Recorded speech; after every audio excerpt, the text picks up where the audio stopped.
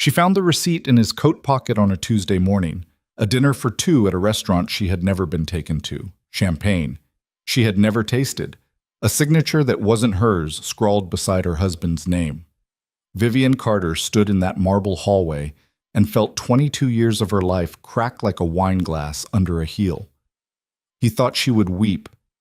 He thought she would beg. He thought she would disappear quietly so he could parade his mistress through the ballrooms of their world. He was wrong about all three. If you're watching from New York, Los Angeles, Houston, Chicago, London, Sydney, or anywhere in between, drop a comment below telling me your city. Hit that like button and stay with me until the end. I want to see how far Vivian's story travels tonight.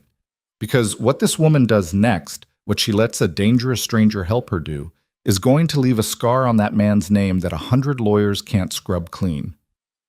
Let's begin. The house on Ashmere Drive was the kind of house that photographed better than it lived in. 7 bedrooms, 2 staircases, a kitchen the size of most people's apartments, with a slab of Calicotta marble the contractor had flown in from a quarry outside Carrara because Gregory had insisted the veining had to be vertical, not horizontal. The foyer alone was 32 feet high. There was an actual echo in it. Vivian had learned over the years not to call out her husband's name from the front door because the echo made her sound desperate. And Gregory Shaw did not tolerate desperation in any form, least of all in his wife. It was 6:47 on a Tuesday morning in late October when Vivian came down the curved staircase in a silk robe the color of old pearls, her hair still a little damp at the nape. The house was quiet in that expensive way. The quiet you pay for with triple-pane glass and imported rugs that swallow footsteps. Beatrice, their housekeeper, was already in the kitchen. Vivian could hear the soft clink of a kettle being set down on the induction range. Gregory's Bentley was gone from the circular drive. It had been gone since 4:30.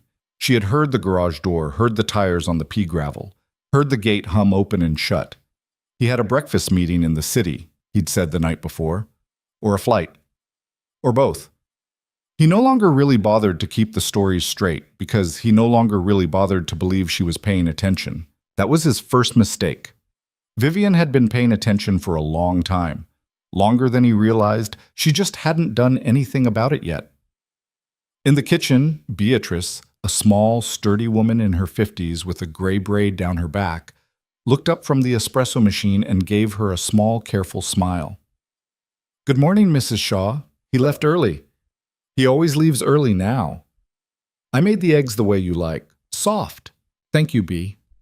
Vivian slid onto one of the counter stools and let her hands lie flat on the cold marble. She noticed, as she sometimes did lately, that her wedding ring had started to feel heavy. Not emotionally, physically, like she was suddenly aware of the weight of the stone, the density of the platinum band, as if her hand was telling her something her mouth wouldn't. "You look tired, ma'am." "I didn't sleep well." Beatrice didn't answer. Beatrice had been with them 11 years and knew, with the awful clarity of people who clean other people's bedrooms, exactly how long it had been since Gregory last spent a full night in the primary suite. Beatrice knew about the guest room on the 3rd floor. Beatrice knew about the cologne that wasn't Gregory's usual showing up on his dinner jackets. Beatrice, bless her, had never once said a word. That would change today. Vivian Carter had married Gregory Shaw at 26 in a chapel in Newport on a morning so bright the photographer had complained about the glare. She had been, at the time, a junior buyer at a mid-sized department store with a scholarship background, a mother in assisted living in New Jersey, and exactly $3,000 in savings. Gregory had been 34, already wealthy, already handsome in the hard-jawed way that older women called promising and younger women called dangerous. He had told her, at their second dinner, that he wanted a wife who would walk into any room and make him proud. He had said it like a job offer. She had, in the way of 26-year-old women who have worked too hard for too little, treated it like one. For a long time, it had been good. That was the part Vivian kept coming back to, in the quiet hours. It had really, genuinely been good. Gregory, in his 30s, had been a force. Witty at the table, generous with her mother's medical bills, ambitious in a way that felt contagious. He had built Shaw Capital Partners out of a 2-room office on Lexington into a firm that managed, by the time their 10th anniversary came and went, just over $3.5 billion. He had put her on the boards of 2 charities, He had paid for her mother's funeral, handled the paperwork, stood beside her at the graveside in a black cashmere coat, and not once let her cry alone. She had loved him. She still, some mornings, couldn't remember if she was using the past tense because it was accurate or because it hurt less. The shift hadn't happened all at once. That was the cruel part. If a man gets cold overnight, a woman knows. But Gregory had cooled the way a winter moves in, 1 degree at a time, a missed anniversary, and an expensive bracelet to paper over it. A new assistant, all of 24, with a laugh that cut through rooms. Business trips that extended by a day, then 2. Phone calls taken in the garden instead of the study. A look at a charity gala in June, when a woman in a scarlet dress walked past their table and Gregory's whole face went still for half a second before he remembered where he was. Vivian had seen it. She had cataloged it. She had, and this was the part she would later be hardest on herself for, decided month after month that it was nothing, that she was imagining things, that 22 years of marriage were not the kind of thing a sensible woman torched over a look. She had been wrong. The coat was a camel overcoat, Italian, worn maybe 6 times. Gregory had left it on the bench in the mudroom the night before instead of hanging it in his closet, which was itself unusual. Gregory was a man who refolded his own pocket squares. Vivian had picked it up at 7:15 on that Tuesday morning with the idea of carrying it upstairs to his valet stand, and the receipt had fallen out of the inside breast pocket like a dead leaf. She saw the word Maison Véron first. The restaurant. She knew it. She had suggested it years ago for an anniversary, and Gregory had told her it was too fussy. She saw the date next, 8 days ago, a Monday. She saw the amount, $1,842. She saw the signature, G. Shaw, his, unmistakably, with the tight little loop on the S. And then, at the very bottom, she saw the handwritten note the sommelier had added in blue ink, the way fine restaurants sometimes do when a regular brings someone special. For Mr. Shaw and Miss Lane, our compliments on the Bollinger 2007. Until next time. Miss Lane. Vivian stood in the mudroom with the coat in one hand and the receipt in the other, and the first thing she felt was not rage. It was not even sadness. It was a strange, almost surgical stillness, as if someone had just told her the results of a biopsy she had been half expecting for months. Her knees did not buckle. Her eyes did not fill. She folded the receipt carefully along its existing creases and put it in the pocket of her robe, and hung the coat on the bench the way Beatrice would have hung it, and walked back into the kitchen and drank her coffee while it was still hot. "Ma'am?" Beatrice said after a minute. "Are you all right?" Vivian did not lie to Beatrice. She had never lied to Beatrice.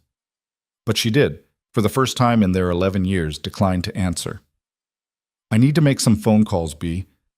Would you tell Marco I won't be needing the car until 11? "Of course, Mrs. Shaw." "And B, if Gregory comes home early, which he won't, but if he does, please tell him I've gone to the city." Beatrice's eyes flickered. She did not nod so much as bow, just slightly, at the neck. "Yes, ma'am." Bum. Upstairs, in the study that Gregory thought of as his, and that was technically hers because she had paid for it with her own earnings 12 years before anyone had ever heard of Shaw Capital Partners, Vivian sat down at the desk and for a long time did absolutely nothing. She looked at the framed photograph on the corner of the desk. Them, at 40 and 48, on a terrace in Amalfi.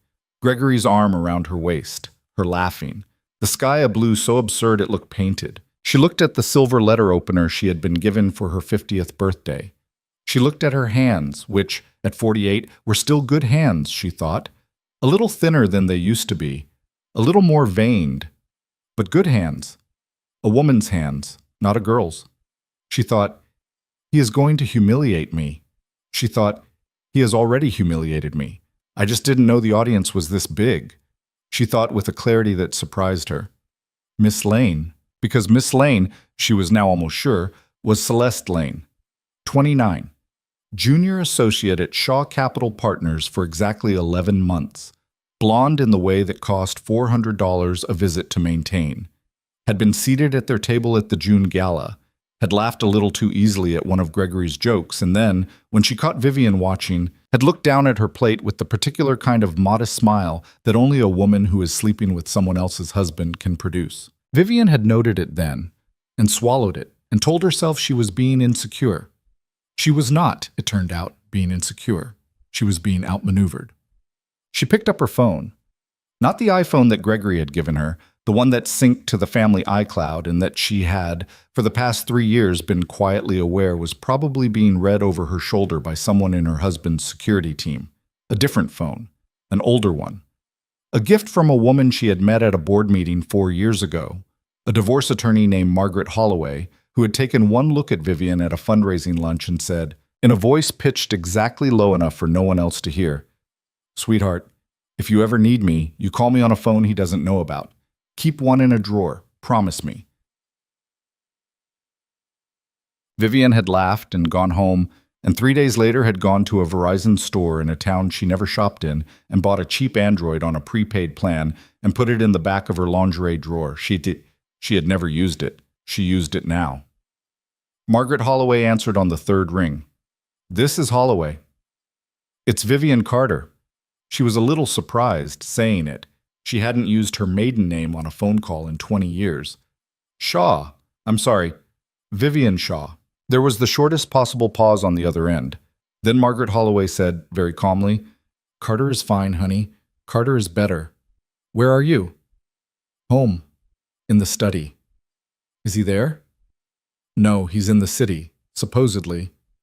"Is anyone else in the room with you?" "No." "All right, take a breath. Tell me what you found." Vivian told her about the receipt, about Maison Véron, about Miss Lane, about the 11 months in the gala and the little smile. She told her everything in under 4 minutes, in the flat, efficient tone of a woman reading her own autopsy report. When she was done, Margaret Holloway said, "Vivian, I need you to listen to me carefully. Can you do that?" "Yes. This is not the first receipt. This is the one you found. There are going to be more. There are going to be emails. There are going to be hotel charges. There is going to be a paper trail that is much longer and much worse than one dinner. Do you understand me?" "Yes.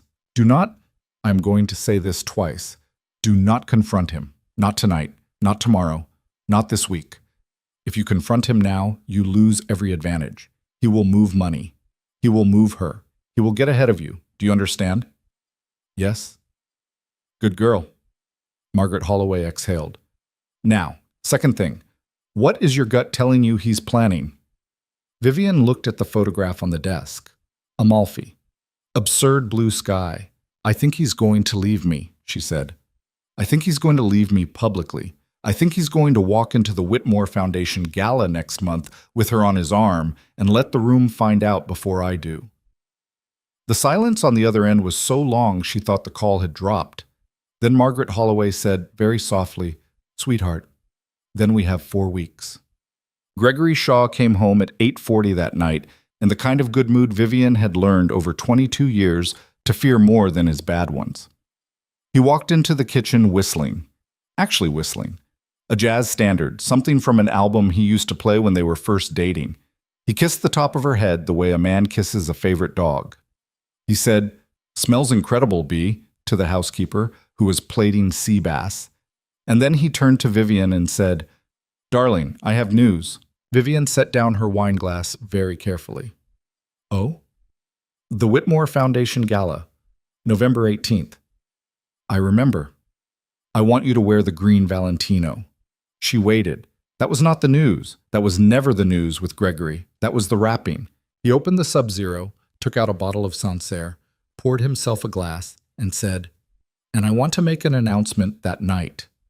About the firm, some restructuring. Celeste, you remember Celeste from the June thing? She's been promoted. She's going to be running the Zurich office. It's a big deal. I'd like us to be there together, as a couple, supporting her." Vivian held her face absolutely still.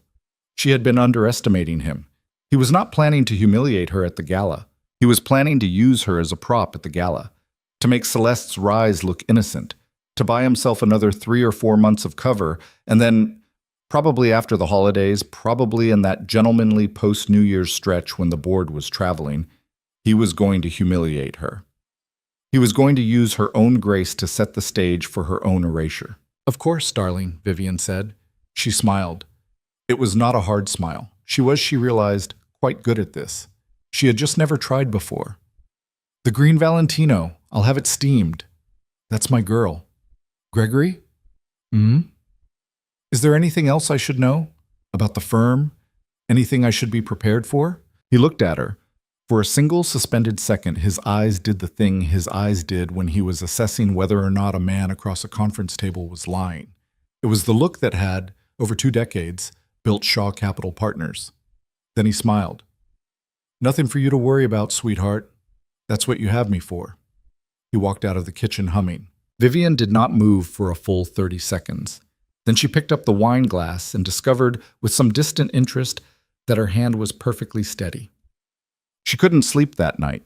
She lay in the dark of the primary suite in the enormous bed that had not, for over a year, held 2 people at the same time, and she listened to the house breathe, the hum of the HVAC, the distant click of the ice maker, the occasional creak of the beams settling, because even a house this expensive had opinions about the weather. She thought about her mother. Her mother had died at 61 of a stroke, in a facility in New Jersey that Gregory had paid for because Vivian had not, at 30, been able to. Her mother had worked 41 years as a bookkeeper for a lighting wholesaler in Paterson. Her mother had, at Vivian's wedding, held her by both shoulders in the vestry of the chapel and said, "Vivi, listen to me. A man who is good to you in public and cold to you in private, you leave. You don't wait. You don't stay for the house. You leave." Vivian had laughed. She had said, "Ma, he's not cold." Her mother had said, "Not yet." Vivian turned her face into the pillow and, for the first time since the receipt had fallen out of the coat, she cried. Not loudly, not messily, a tight, contained crying, the kind women of a certain age and a certain zip code have perfected, because there is always someone in the house who might hear. She cried for about 4 minutes. She cried for the girl in the chapel in Newport. She cried for her mother, who had known. She cried for the 22 years, which had not all been a lie. That was the cruelest part, which had, for a real and measurable portion of them, been good.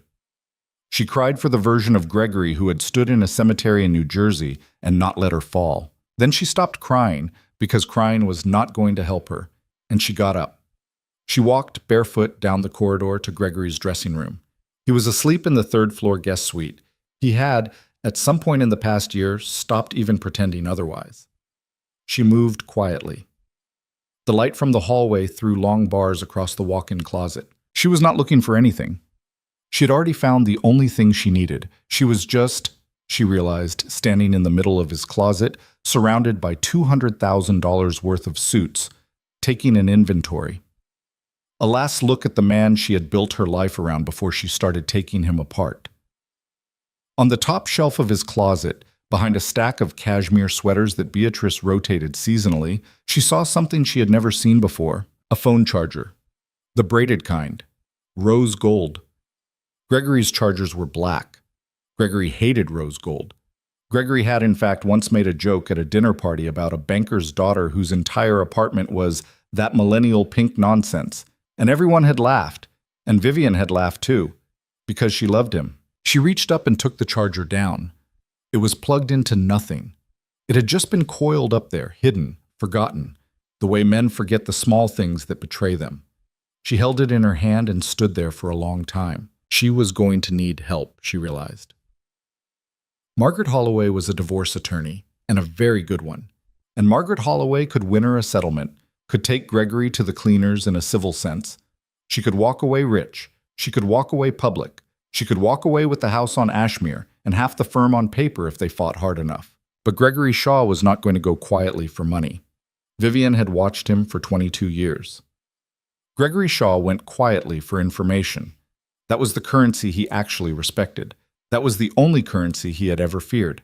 He had built a fortune over 2 decades by knowing things about other men that other men did not know he knew. Vivian did not know things, but she knew a woman who might know a man who did. The woman's name was Elena Ruiz.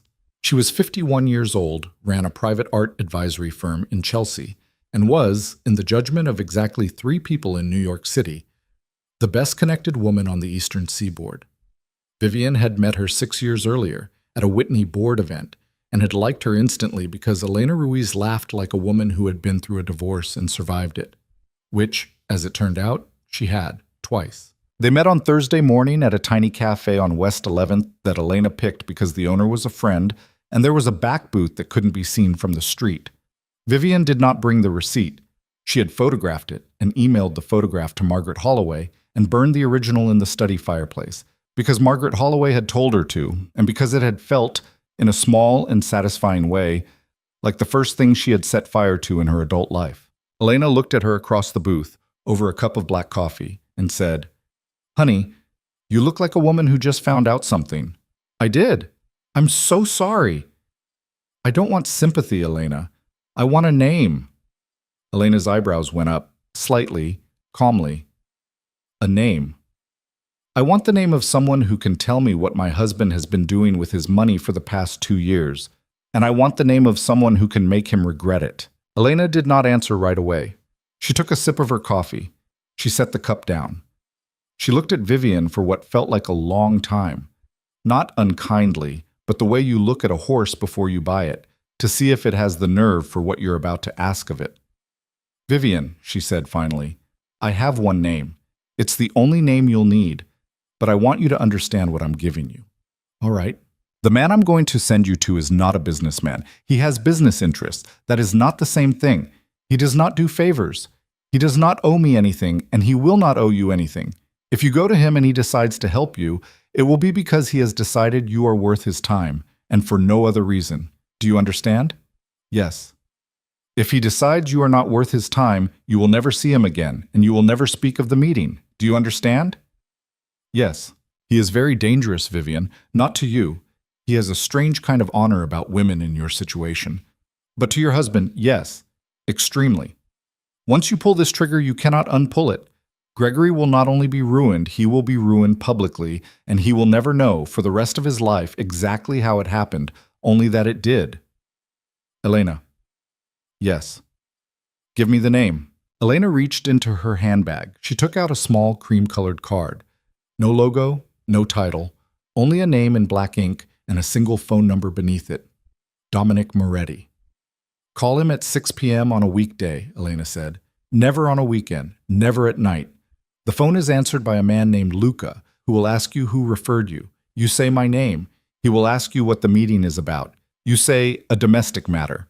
You do not say more than that on the phone. Ever." "Where do I meet him?" "He'll tell you. It won't be where you expect." Elena paused. "Vivian, one last thing." "Yes." "Do not lie to him. Not about anything. Not about how much you loved your husband. Not about how much you still love him. Not about how scared you are. Dominic Moretti eats liars for breakfast, and he has a very particular kind of respect for women who tell the truth about their own marriages. That will be your entire edge with him. Do you understand me?" Vivian took the card. She put it in the inside zip pocket of her handbag, not the main compartment, not the phone pocket. The inside zip. "I understand," she said. She did not at that moment feel afraid. She felt, for the first time in roughly 14 months, awake. She walked 12 blocks after she left the cafe. She didn't take the car.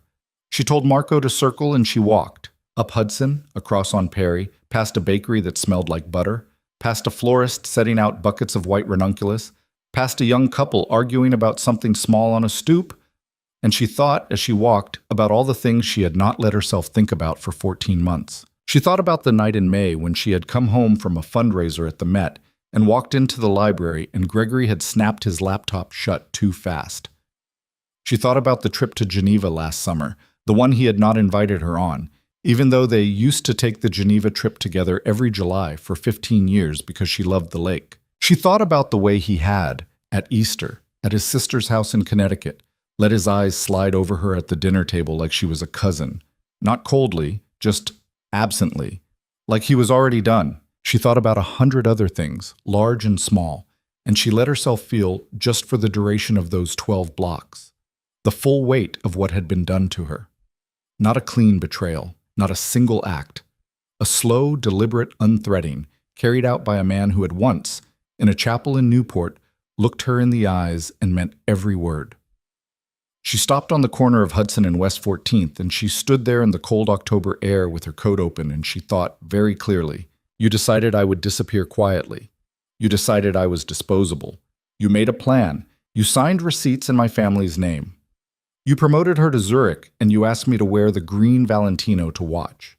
You made one mistake, Gregory. You married a woman who was raised by a bookkeeper. I can read a ledger."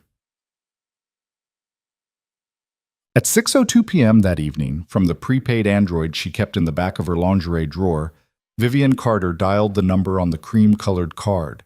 It rang twice. A man's voice answered, calm, middle-aged, accented, but faintly.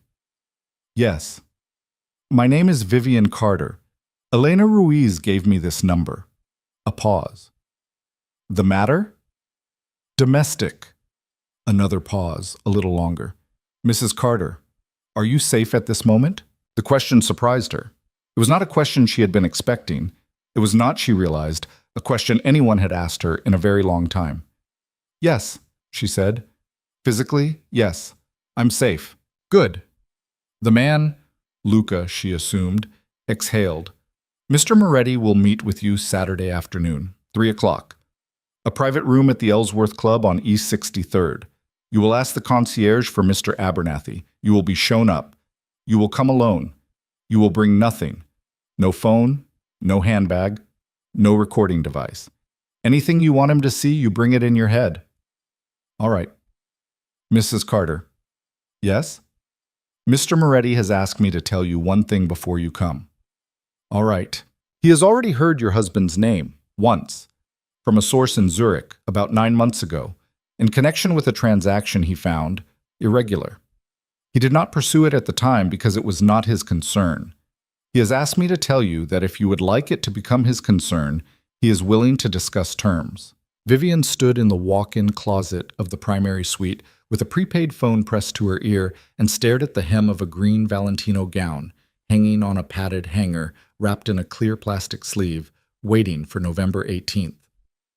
"Tell him," she said, and she was surprised at how her own voice sounded, low and even, and not at all the voice of a woman who had cried into a pillow 3 nights earlier, "Tell him I'll see him Saturday at 3. She hung up. She put the phone back in the drawer. She looked at herself in the mirror on the back of the closet door. 48 years old. Dark hair still her own, shot through now with 1 or 2 threads of silver she had stopped pulling out. Eyes she recognized, for the first time in a long time, as her mother's eyes. Not the eyes of the girl in the Newport Chapel, a bookkeeper's daughter's eyes. Downstairs she could hear Gregory laughing on a phone call, the warm, easy laugh he used with people he wanted something from. She could hear Beatrice in the kitchen, setting out the good silver for the dinner he had asked her to prepare for 2 old partners from Chicago. Vivian zipped the dress bag closed over the green Valentino, smoothed the plastic with her palm, and walked down to join her husband. She smiled at him across the table that night. She laughed at his jokes. She was gracious with the partners from Chicago. She was, Gregory told her later in the kitchen with his hand on the small of her back, a perfect hostess. "What would I do without you, darling?" he said. "I don't know, Gregory," Vivian said, and she kissed him once, very lightly, at the corner of the mouth. "I honestly don't know."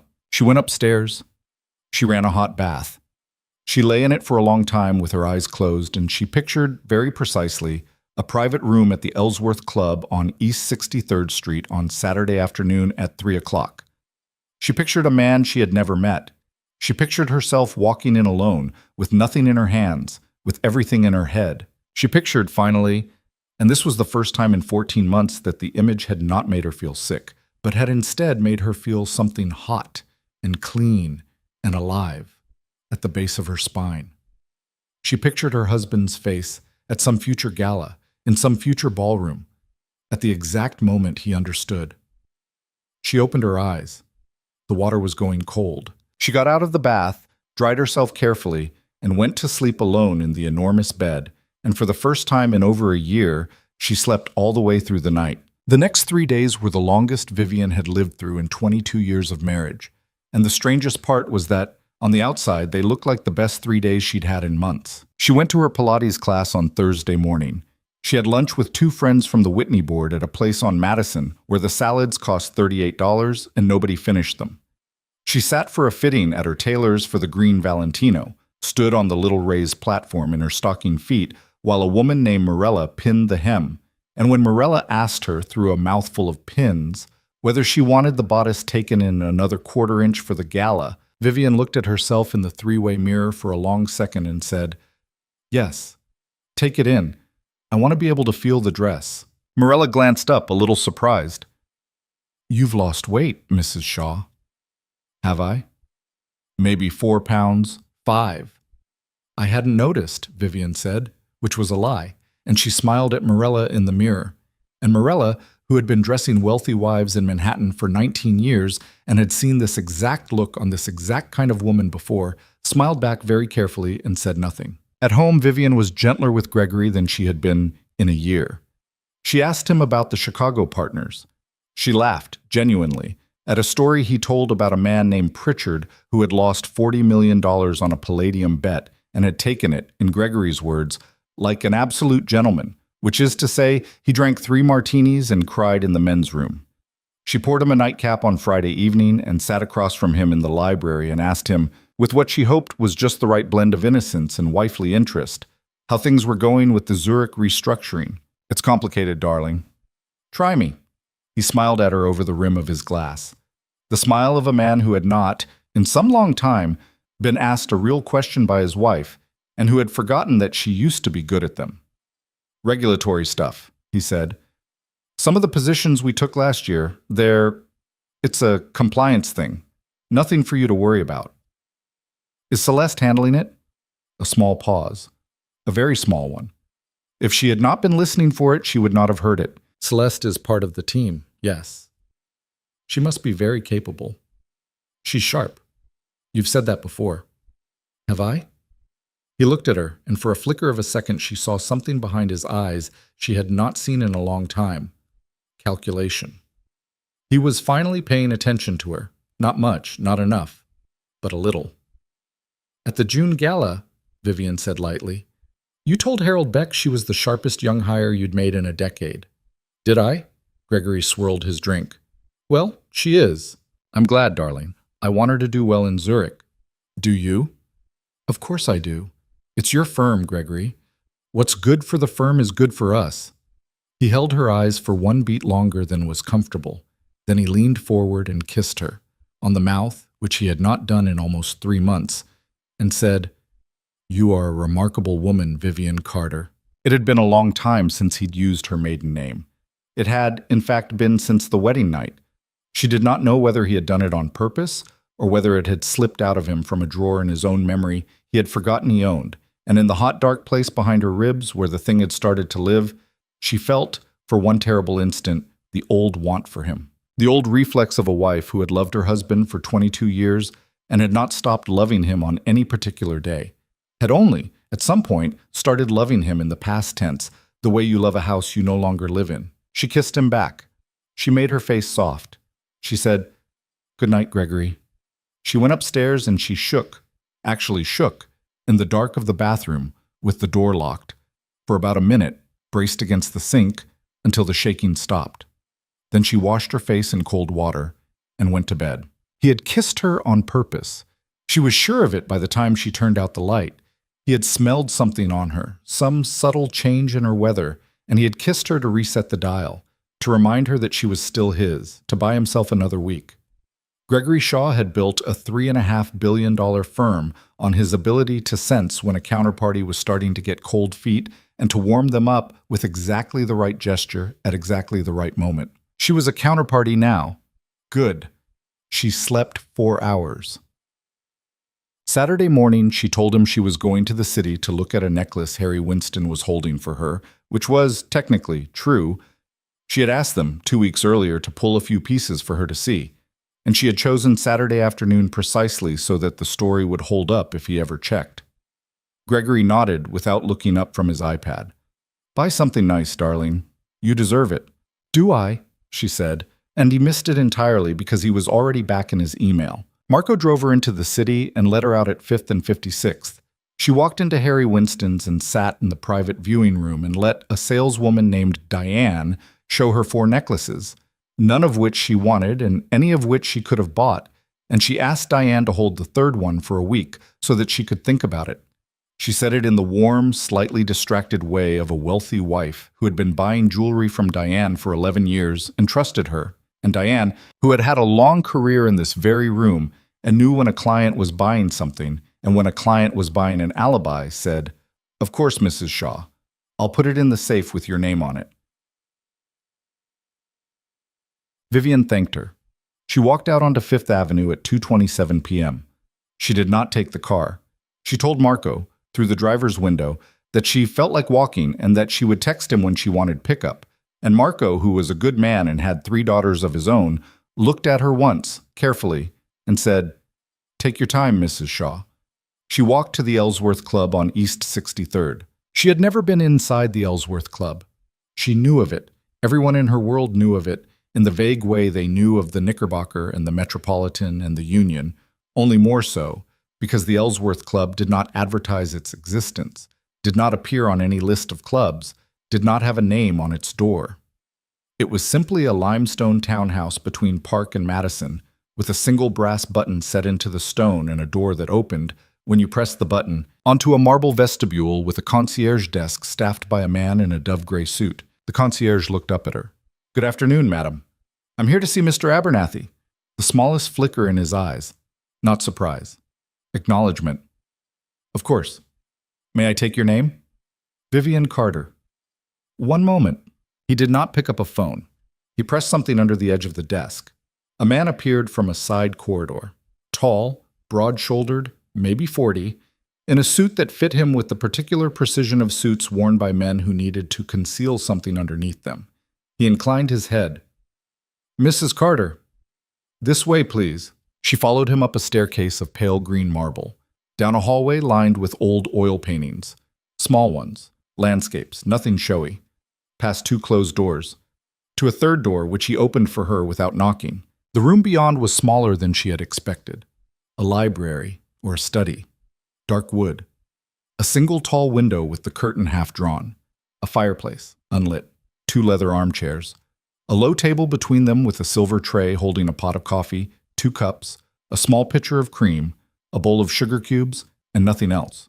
No phones, no papers, no computer, no television.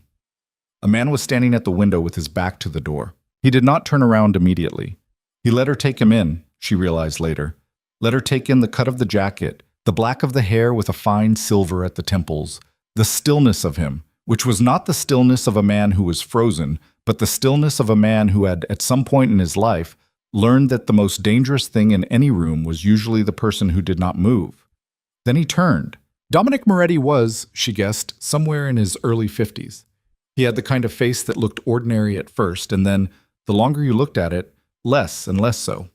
Straight nose. Dark eyes set deep. A mouth that did not smile. A small scar on the line of his jaw. Old, silver, the kind that had been earned long before he became whoever he was now. He did not look like a movie mafioso. He did not look like a businessman either. He looked, Vivian thought, like a man you would underestimate in a crowded room and regret underestimating in a quiet one. "Mrs. Carter." His voice was lower than she'd expected and had almost no accent at all. "Please, sit." She sat. He did not sit immediately. He walked to the tray, poured coffee into one of the cups, set it on the table in front of her, and said, "Cream? Sugar?" "Black, please." "Good." He poured the 2nd cup and took the chair opposite her. He did not cross his legs. He set his hands on the arms of the chair and looked at her, and for the first 30 seconds or so, he said nothing at all. Vivian had expected to be afraid. She was not afraid. She was something else, alert, very alert. The way she had been once at 19 in a job interview, she had badly needed. Aware of her own breath and the temperature of her hands and the exact position of her shoulders against the leather of the chair. "Mr. Moretti," she said. "Dominic." "Dominic. Elena called me yesterday." He lifted his cup, drank, set it down. "She said you were not what she expected." "What did she expect?" She expected a woman who was coming to me because she was frightened. She said you were not frightened. She said you were angry, but that anger is not the correct word either. She said you were decided. I am. Good. He watched her. Tell me what happened. She told him. She told him about the coat and the receipt and Miss Lane and the Zurich promotion and the green Valentino, and she told him too, because Elena had told her not to lie to him, about the 22 years and the chapel in Newport and the way Gregory had paid for her mother's funeral. She told him about the kiss on Friday night and the way her own body had, for a treacherous second, leaned toward it. She told him about the rose gold charger on the shelf in her husband's closet. She talked for almost 20 minutes, and he did not interrupt her once. He did not make notes. He did not move. Once, when she said something he found interesting, she didn't know what, some small detail. She thought it might have been the detail about the Geneva trip she had not been invited on. His eyes narrowed very slightly and then returned to neutral. When she stopped, he was quiet for what felt like a long time. Then he said, "May I ask you 3 questions, Mrs. Carter?" Vivian, may I ask you 3 questions? Yes. 1. Do you still love your husband? She thought about the kiss, about the dark of the bathroom, about the way she had shaken against the sink. Parts of him, she said. I love parts of him. I love the version of him that existed until about 4 years ago. I do not love the man who signed that receipt. 2. Are you asking me to hurt him physically? No. Are you sure? I don't want him hurt physically. I want him... She paused, searching for the word. She found it. I want him erased, professionally, financially, socially. I want him to walk into a room 3 years from now and have it go quiet, and not because he's feared, because he's finished. The corner of Dominic's mouth moved, not a smile, but something like one. Those are different things, Vivian. A man who is feared has enemies. A man who is finished has nothing. Which do you want? Finished? Good. Is there a 3rd question? Yes. He leaned forward slightly for the first time and set his cup down on the tray. 3. If I help you, and I have not yet said that I will, do you understand that you will not be able to walk back out of this room the same woman who walked in? She took a breath. I don't want to be. He nodded once, slowly. He stood up. He walked to the window and looked down at the street for a moment, hands in his pockets. She watched him and thought, with a distant kind of interest, that he was deciding something and that it was not about her. Then he turned around. Your husband's firm, he said, has been running a series of what are technically called mirrored allocations through a fund in Zurich for the last 26 months. In simple English, your husband's firm has been using client money to take positions, and then, when those positions go well, booking the gains to his personal accounts. When they go badly, booking the losses to the clients. This is not a small thing. This is not a gray area. This is, under federal law and under Swiss banking law, a criminal matter.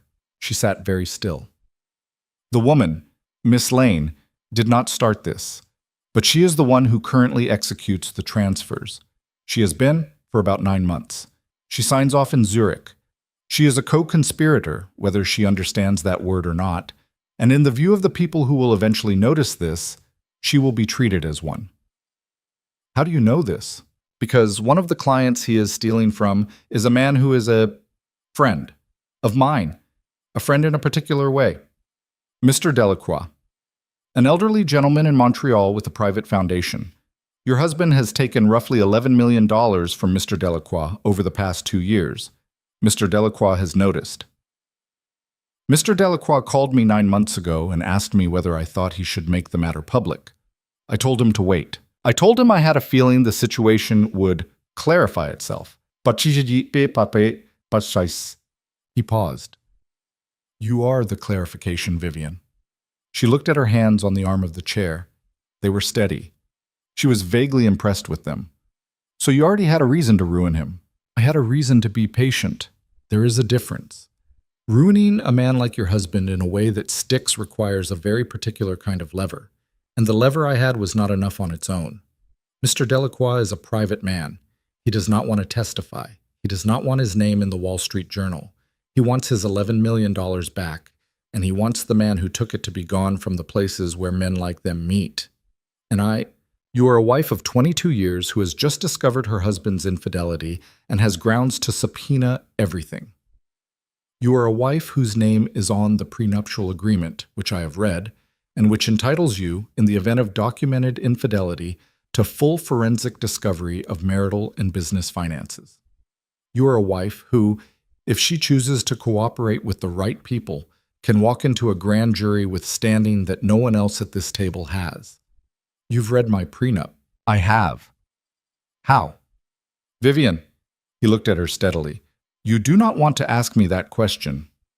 She held his eyes for a moment, then she nodded. All right, good. He walked back to his chair. He sat down. He picked up his coffee. Here is what I am offering you, he said. I will put a team around you, quietly. You will not see them, and your husband will not see them. They will work for 2 weeks. They will confirm, on paper, what I already know about the Zurich Fund, and they will go further. They will find the trail of the affair in a form that is legally usable, and they will build a picture of your husband's personal holdings that is complete enough that when the divorce filing goes in, his lawyers will not be able to hide a coat hanger from you, let alone a brokerage account in the Caymans. All right. At the end of those 2 weeks, we will have a meeting. You and I and a woman named Margaret Holloway, whom I believe you have already spoken to. You know about Margaret.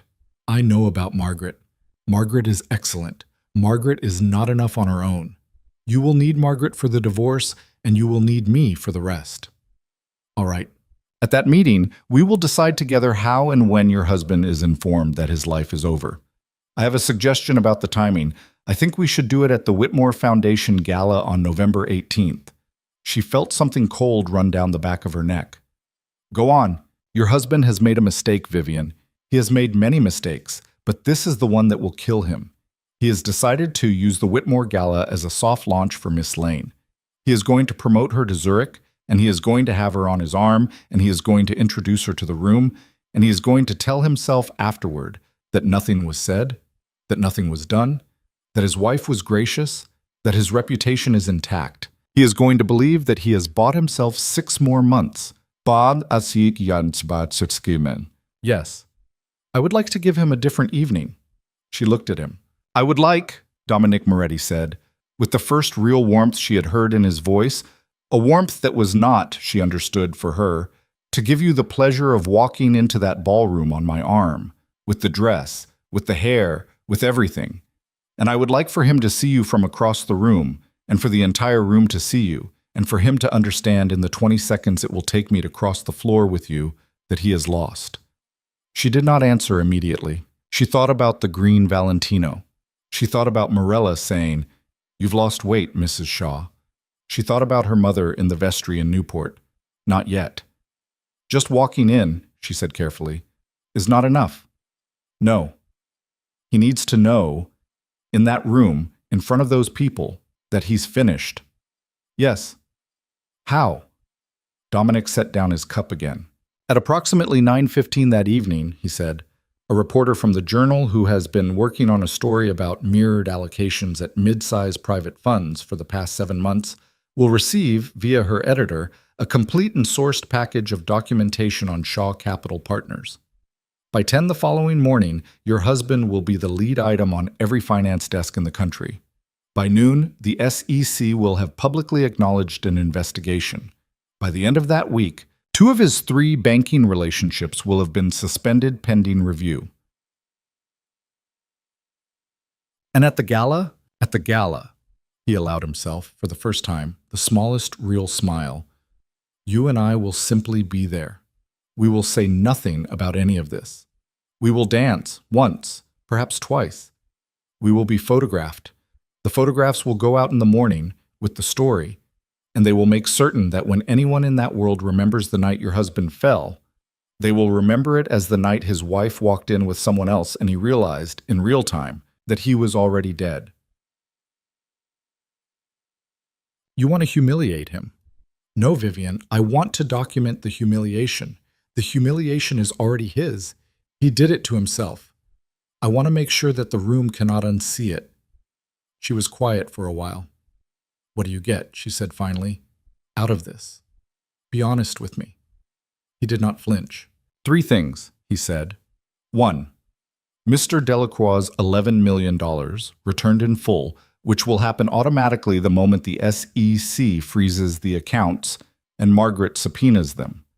I do not need to be named in any of this. I do not want to be named in any of this. Mr. Delacroix is a private man, and so am I. 2. There is a gentleman named Harold Beck. He sits on the board of your husband's firm. He has been, for 3 years, an obstacle to me in a matter that has nothing to do with you. When your husband falls, Mr. Beck's position on that board becomes untenable, and the board will be restructured. I would like Mr. Beck off that board. I do not require him to be prosecuted, merely gone. I don't know Mr. Beck. You don't need to. You only need to say yes to this arrangement. 3. He looked at her for a long moment. 3, he said, is the part of the answer you asked me to be honest about. All right. I spent 24 years, he said slowly, watching my mother wait for my father to come home. My father was a man who did not do what your husband did. He was loyal in his way. I will give him that. But he was cold. He was absent. He was arrogant. He believed that because he provided, he was owed. My mother died at 63 without ever, as far as I know, having a single day in her own life. She went straight from her father's house to my father's house, and she was quiet inside both of them. Chit. He paused. I do not get involved in domestic matters, Vivian. Elena knows this. It is one of my rules. I have broken it perhaps 4 times in 30 years. I am breaking it for you because when Elena described you to me on the phone, I heard my mother in the description. I heard a woman who had been quiet for too long in the wrong house. And then, when you walked into this room, I saw that I was wrong. You are not my mother. You are the woman my mother would have been, if someone had given her a match. He smiled, barely. I would like to give you a match, Vivian. That is the 3rd thing. I would like to watch you burn that house down. She looked at him across the low table for a long time, and she thought, with a clarity that was almost funny in its simplicity, he is dangerous. He is telling me the truth. Both of those things are true at once, and I need to be a grown woman about both of them. Dominic. Yes. I have one condition. Tell me, when this is over, when he's gone, when the firm is broken up, when she's been deposed, when the divorce is final, I do not want to owe you anything. I want us to be even. I want to walk out of this with my own money, my own name, and no quiet obligation sitting in a drawer somewhere with your handwriting on it. He did not answer right away. Then he said, That is not a condition, Vivian. That is a preference. And it is a preference I will honor. But I want you to understand something. The kind of help I am offering you is the kind of help that, in the ordinary course of business, comes with obligations. I am choosing, in this case, not to attach any. I am doing that because I want to, not because you have asked me to. I want you to understand the distinction. Why? Because if I pretended this help was free and you owed me nothing, I would be lying to you. I am not lying to you. I am giving you a gift. Gifts and debts are different things. I would like us to be clear on which this is. She nodded slowly. All right. Are we agreed then? One more thing. Yes. I need to know. She stopped and was a little surprised to find her voice catch just slightly. She steadied it. I need to know that no one is going to get hurt physically. I mean, my husband, his mistress, his people. I understand what I'm asking you to do. I understand it will ruin him. I want him ruined. I am not... Her mouth went dry. I am not asking anyone to be hurt. Not in that way. He looked at her with something close to respect. No one will be hurt, he said. Not in that way. Not by me. Not by anyone in this. You have my word. And your word is worth something, Vivian. Ask Elena. I will. Good. He stood up. She stood up too, a little faster than she'd meant to. He did not offer his hand. He simply nodded once and said, Luca will see you out. You will not come back to this building. If I need to reach you, I will use the prepaid number you used to call Luca. If you need to reach me, you will use the same number. You will not write any of this down. You will not tell Margaret any of the specifics of what we have discussed today. She will find out in the normal course of her work, and it is better if she finds out that way. Do you understand? Tstoit. Yes. Good. We meet again in 2 weeks, same day, same hour. She turned to go. At the door she paused and turned back. He was watching her. Dominic. Yes. Thank you. He did not say, "You're welcome." He did not say, "It is my pleasure." He said very quietly, in the voice he had not used for any of the rest of the conversation, a voice that was not performed at all. Be careful on the way home, Vivian. For the next 2 weeks, be careful. Do not change your routines. Do not argue with him. Do not let him see the match in your hand. All right. If something changes, if he becomes suspicious, if his behavior shifts, if you feel something in that house is wrong, you call Luca before you do anything else. Not Margaret. Me. Do you understand? I understand. Good. Go home, She went home. She sat in the back of Marco's car on the drive out of the city, and she watched the river slide past, and she did not cry, did not shake, did not feel anything she could easily name. What she felt, if she had to put a word on it, was set. The way concrete feels when it has finished setting.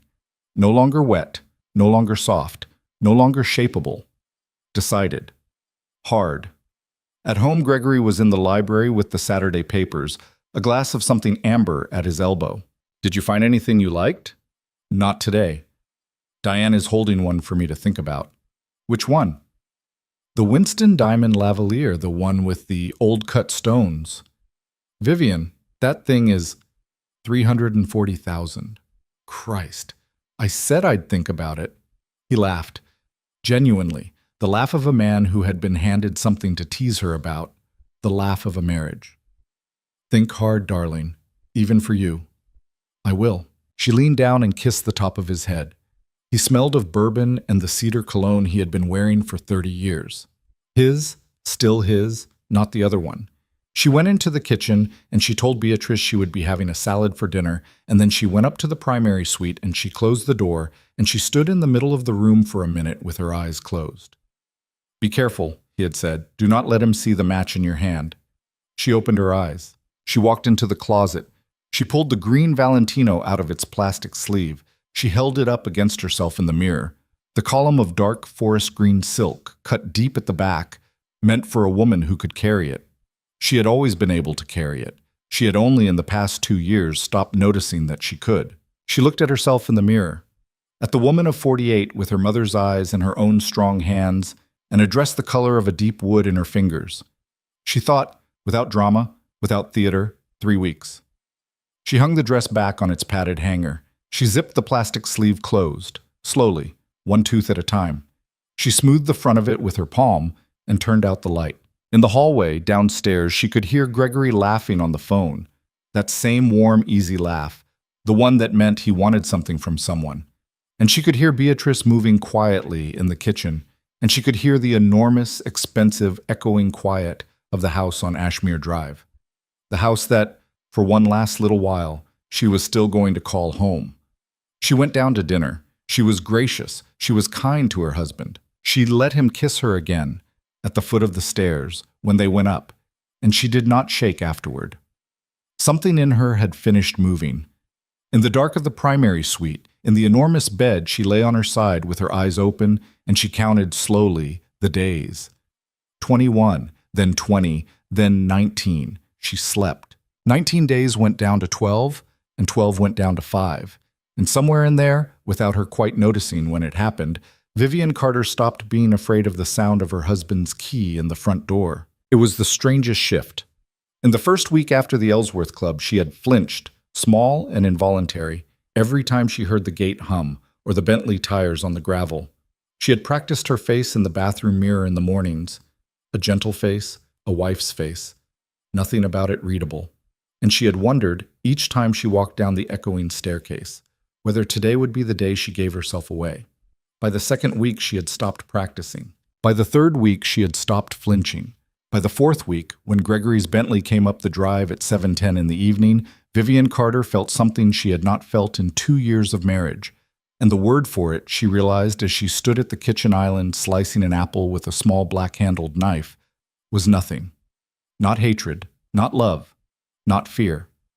A pure, cool neutral, the way a surgeon must feel, she imagined, walking into the operating theater on a morning when she has done this particular procedure 900 times. Luca had called on the prepaid android exactly 3 times in those 3 weeks. The first call, 8 days after the Ellsworth meeting, was short. The team is in place. Your husband's driver picked up a woman at a building on West 66th at 9:40 on Thursday night. He dropped her at the Pierre at 1:15 on Friday morning. Photographs exist. Please continue as normal. The second call, 12 days in. Our associates in Zurich have confirmed the fund structure. Margaret will receive a clean packet on Monday. Please continue as normal. The third call, 3 days before the gala. Everything is ready. The reporter has the package she is holding pending your instruction. Mr. Moretti would like to see you the night before the event, 7 p.m., same location as before. He will send the car. Each time she had listened, said, "Thank you," and hung up and gone on with her day. She had gone to her Pilates class. She had chaired a subcommittee meeting at the Whitney. She had had lunch with a friend named Harriet Voss and not said a single true sentence for 90 minutes, and Harriet had not noticed. She had had her hair colored. She had allowed her tailor to take the Valentino in a further 1/8 of an inch. She had sat across a dinner table from her husband 4 nights of the week and been, by Gregory's own murmured assessment one evening in the library, "Better than you've been in a year, darling. Are you using a new moisturizer?" "New facialist," she had said, and smiled, and not looked at him too long. He had, in those 3 weeks, been in something close to a good mood about her for the first time in a long time. It was the cruelest part of it. He had decided, somewhere in the back of his head, that his wife was getting her act together, that she had sensed the temperature change in the marriage, and was rising to meet it, putting in the effort, losing the 4 pounds, being sweeter in bed, which she had, twice, made herself do, and had not allowed herself to feel anything about afterward because there was no room in this plan for that kind of feeling. He had begun, once or twice, to look at her across a room with the old attention. She had noted it, the way a bookkeeper notes an irregularity in a ledger, and she had moved on. On the evening of November 17th, the night before the gala, the night Dominic had asked to see her, Vivian told Gregory she was going into the city to meet Elena Ruiz for an early dinner at Elena's gallery, where they were hanging a new Rauschenberg. He nodded without looking up from his phone. "Back by." 10, maybe a little after. Don't wait up. She stood in the mudroom putting on her camel wrap coat, not his, which she had, very quietly, moved to a cedar box in the back of a guest closet the week before, telling Beatrice it needed relining. And for a moment she let herself look at him through the doorway into the kitchen. He was standing at the marble island in shirt sleeves, tie loosened, scrolling on his phone, his face lit blue from below. He looked, in that one unposed second, exactly the way he had looked in their apartment on 78th Street when they were 31 and 39 and had been married 6 years and had stayed up until 2 in the morning eating leftover Thai food and arguing, with actual affection, about whether to put an offer in on the house in Connecticut that they had ended up not buying. She did not know the man he had become. She did know, with a kind of terrible clarity, that the man in the kitchen had once been the other man. She looked at him for about 3 seconds. She let herself feel it. Then she pulled on her gloves and walked out to the car. The room at the Ellsworth Club was the same room, the same curtains, the same tray, the same unlit fireplace. Dominic was already seated when Luca showed her in, which was new. The last time he had let her arrive first and find him standing. Tonight there was a small, low fire in the grate because the November weather had turned. He stood up when she came in. He did not smile exactly, but his eyes changed when he saw her. It was a small thing. She noted it and did not let herself make anything of it. "Vivian?" "Dominic." "Sit, please. I have asked them to bring tea tonight instead of coffee. I thought it might be gentler." She laughed, a small surprised laugh. "Gentler?" "It is the night before." "Yes." She sat. He poured. The tea was something dark and smoky, and when she took her first sip she realized, with something close to gratitude, that her hands were shaking just slightly. Not from fear, from the long held togetherness of 3 weeks. The body, she thought, knows what the mind has been pretending about. "You've done well," he said. Luca reports that nothing in your routine has changed. Your husband suspects nothing. He thinks I'm thriving. He is correct. You are. He is simply wrong about why. She set down the cup. Walk me through tomorrow, Dominic, all of it, exactly as it will go. He nodded, as if he had been expecting this. The gala is called for 7. Cocktails to 8:15 in the upper gallery. Dinner at 8:30 in the Astor Ballroom. Remarks and the Foundation's annual award at 9:40. Dancing after 10. Your husband's table is number 4, front center. Miss Lane is seated at table 9 with a group of the firm's junior partners. He has, I am told, arranged for her to be reseated at table 4 for the dessert course, to make her introduction to the room at that point, and to dance with her immediately after his remarks. He is presenting the Foundation's award this year. That is the moment he has built for himself. That is the moment he will not get. Because you and I will walk into that ballroom at precisely 9:20. We will not be on the seating chart. I have made a rather generous last-minute donation to the Whitmore Foundation this afternoon, and we have been accommodated at a small two-top near the windows, next to the Rothmans. Celia Rothman is on the board, you know her, and no one will find it unusual that we are there because my name is known in that room in certain circles, and because you are who you are.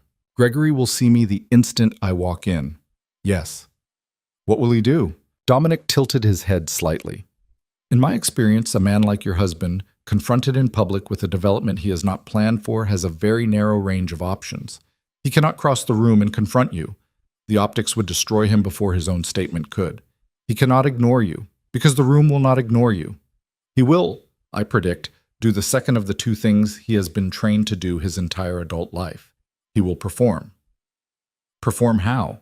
He will smile. He will put his hand on Miss Lane's back a little too possessively. He will make a joke to the men at his table. He will, approximately 15 minutes after our entrance, send someone across the room, probably one of his partners, perhaps Harold Beck if Beck is feeling brave, to say hello to you, to see whether you have come to make a scene. What do I do? You smile, you are cordial, you do not engage. You say, please tell Gregory I hope he has a wonderful evening. You do not use the word husband, you use his name.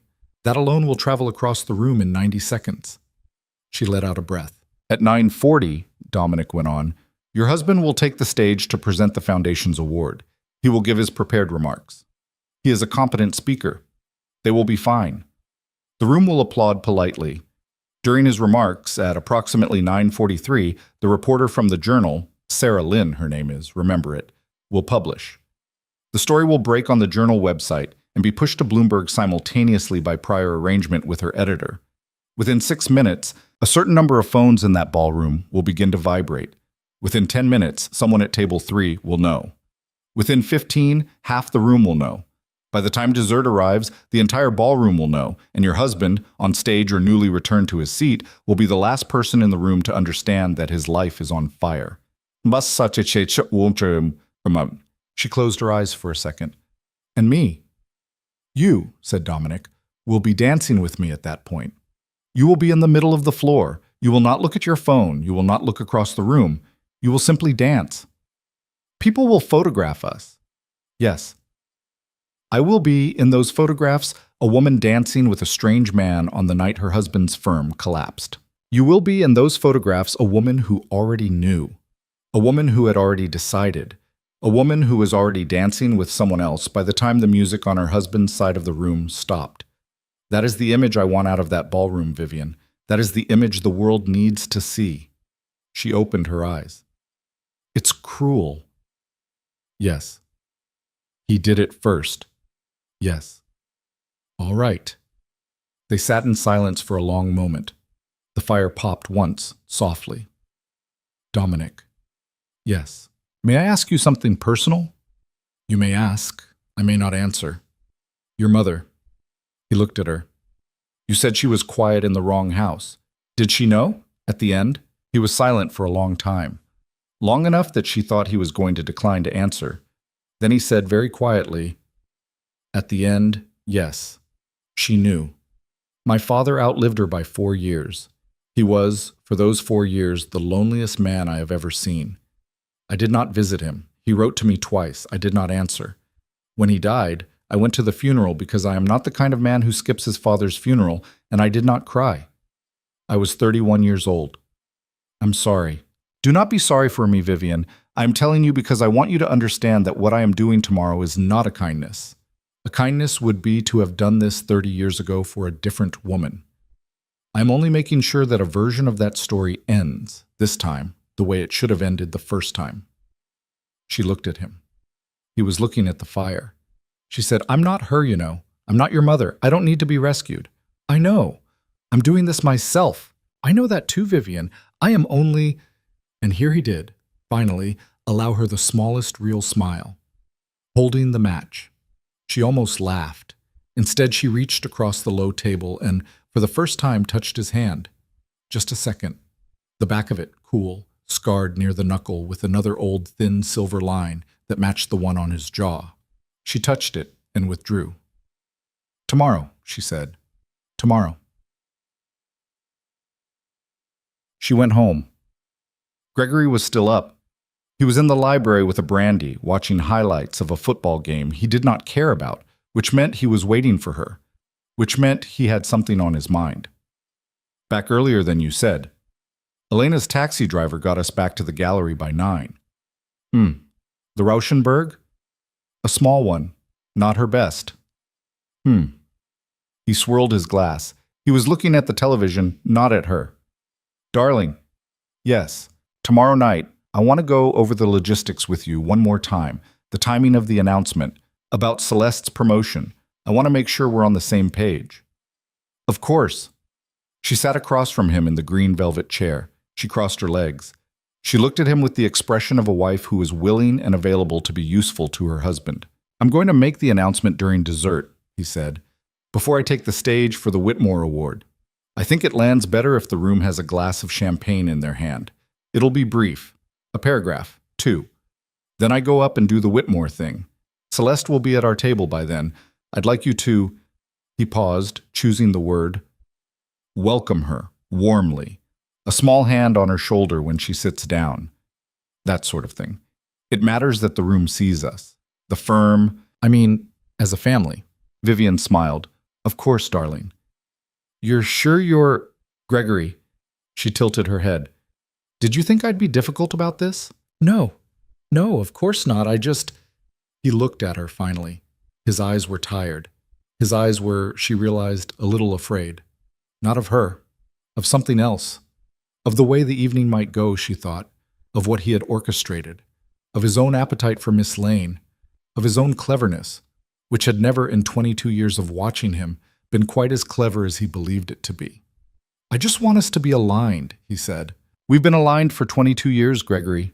She stood up. She kissed him on the forehead. Wear the navy, not the charcoal. The charcoal washes you out under those chandeliers. The navy. Yes, he smiled. It was a boyish smile, the one he used to give her when they were 32, and she had corrected him on something small at a dinner party, and it struck her, for the second time that night, with a weight she had not expected. Where would I be without you, Viv? I've wondered. What? Nothing.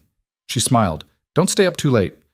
She went upstairs. She did not sleep well. She did not expect to. The morning of November 18th was gray and cold, with a low steel sky over Ashmere Drive that threatened rain and did not deliver. Vivian woke at 6. She lay for a long time in the bed, looking at the ceiling. Then she got up and went downstairs in her robe, and Beatrice, who had been in the kitchen since 5:30, poured her a coffee without being asked. You have the gala tonight, ma'am. Yes. Beatrice did not meet her eyes. Beatrice was setting out the breakfast plates very carefully. B. Yes, Mrs. Shaw. Come here. Beatrice came around the island. She was smaller than Vivian and solid, and her gray braid was already pinned up for the day. Vivian did something she had not done in 11 years. She took Beatrice's hand. She held it for a moment. B. I want to tell you something. I'm not going to tell you anything else, so please don't ask. I just want you to know that you have been, for a very long time, a good friend to me. Not an employee. A friend. I'm not sure I've said that properly before. Beatrice's eyes filled at once. in the quick way of women who do not cry easily, but who know exactly when something has changed. Ma'am, let me finish. Today is going to be a long day. If in the next week or so, some things in this house change, if I'm not here for a while, if Mr. Shaw is very upset, if strangers come to the door, I want you to know that you are safe. Your position is safe. I have already spoken to Margaret Holloway, who is my attorney, and your employment is protected for the next 12 months at minimum, through me personally, whatever happens to Mr. Shaw. You do not work for him anymore. As of this morning, you work for me. Do you understand? Beatrice was crying quietly. Si, Mrs. Shaw. And Bia. Yes, ma'am. Thank you for everything, for 11 years, for the eggs the way I like them, for not telling me things you saw, and for not telling him either. Beatrice nodded. She couldn't speak. Vivian squeezed her hand once and let it go, and drank her coffee, and went upstairs to run a bath. The day passed slowly. She had her hair done at 2, nails at 3, makeup artist at 4:30. A woman named Simone, who had been doing Vivian's face for the important nights for 6 years, and who was, within 10 minutes, staring at her client in the mirror in a way that had nothing to do with the eyeshadow. Mrs. Shaw. Yes, Simone. You look different tonight. Do I? Simone studied her, brush suspended. You look like you already did it, whatever it is. Vivian smiled into the mirror. Less eyeliner on the bottom, Simone. Let the dress do the work. At 6:15, she put on the green Valentino. It hung on her exactly the way she had wanted it to hang. The color was deep and still and serious. Not the green of spring, the green of a forest at the very end of autumn, when everything underneath has already begun to turn. At the back, the cut was deeper than she had worn in years, and her shoulders, which had always been her best feature, rose from it clean and bare. She had no necklace. That had been deliberate. She wore only her mother's small diamond studs, which her mother had worn on her wedding day to a lighting wholesaler she had loved for 41 years, and which Vivian had kept in a velvet pouch for 3 decades without ever putting them on. She put them on. She looked at herself in the long mirror in the primary suite. She was 48. She did not look 25. She did not want to look 25. She looked exactly like a woman who had lived 22 years of a life that someone else had authored and who had just finally picked up the pen. Gregory knocked on the door at 6:40. Viv, we should go. He pushed the door open. He stopped. She turned. He looked at her. For about 3 seconds, he did not speak. It was, she realized later, the longest he had looked at her properly in 4 years. Then he said softly, My God, Vivian. Gregory, you look, I know. He laughed, a little uncertainly. What did you do? Nothing, darling. I lost 4 pounds and I wore the dress. You look about 35. I look 48. You haven't been paying attention. He laughed again. He didn't know what she meant. He was looking at her the way he had looked at her in the chapel in Newport. Not exactly, but close enough. And for one last thin, dangerous instant, she felt the old want for him try to rise in her like a small, tired animal. And she let it come. And she let it go.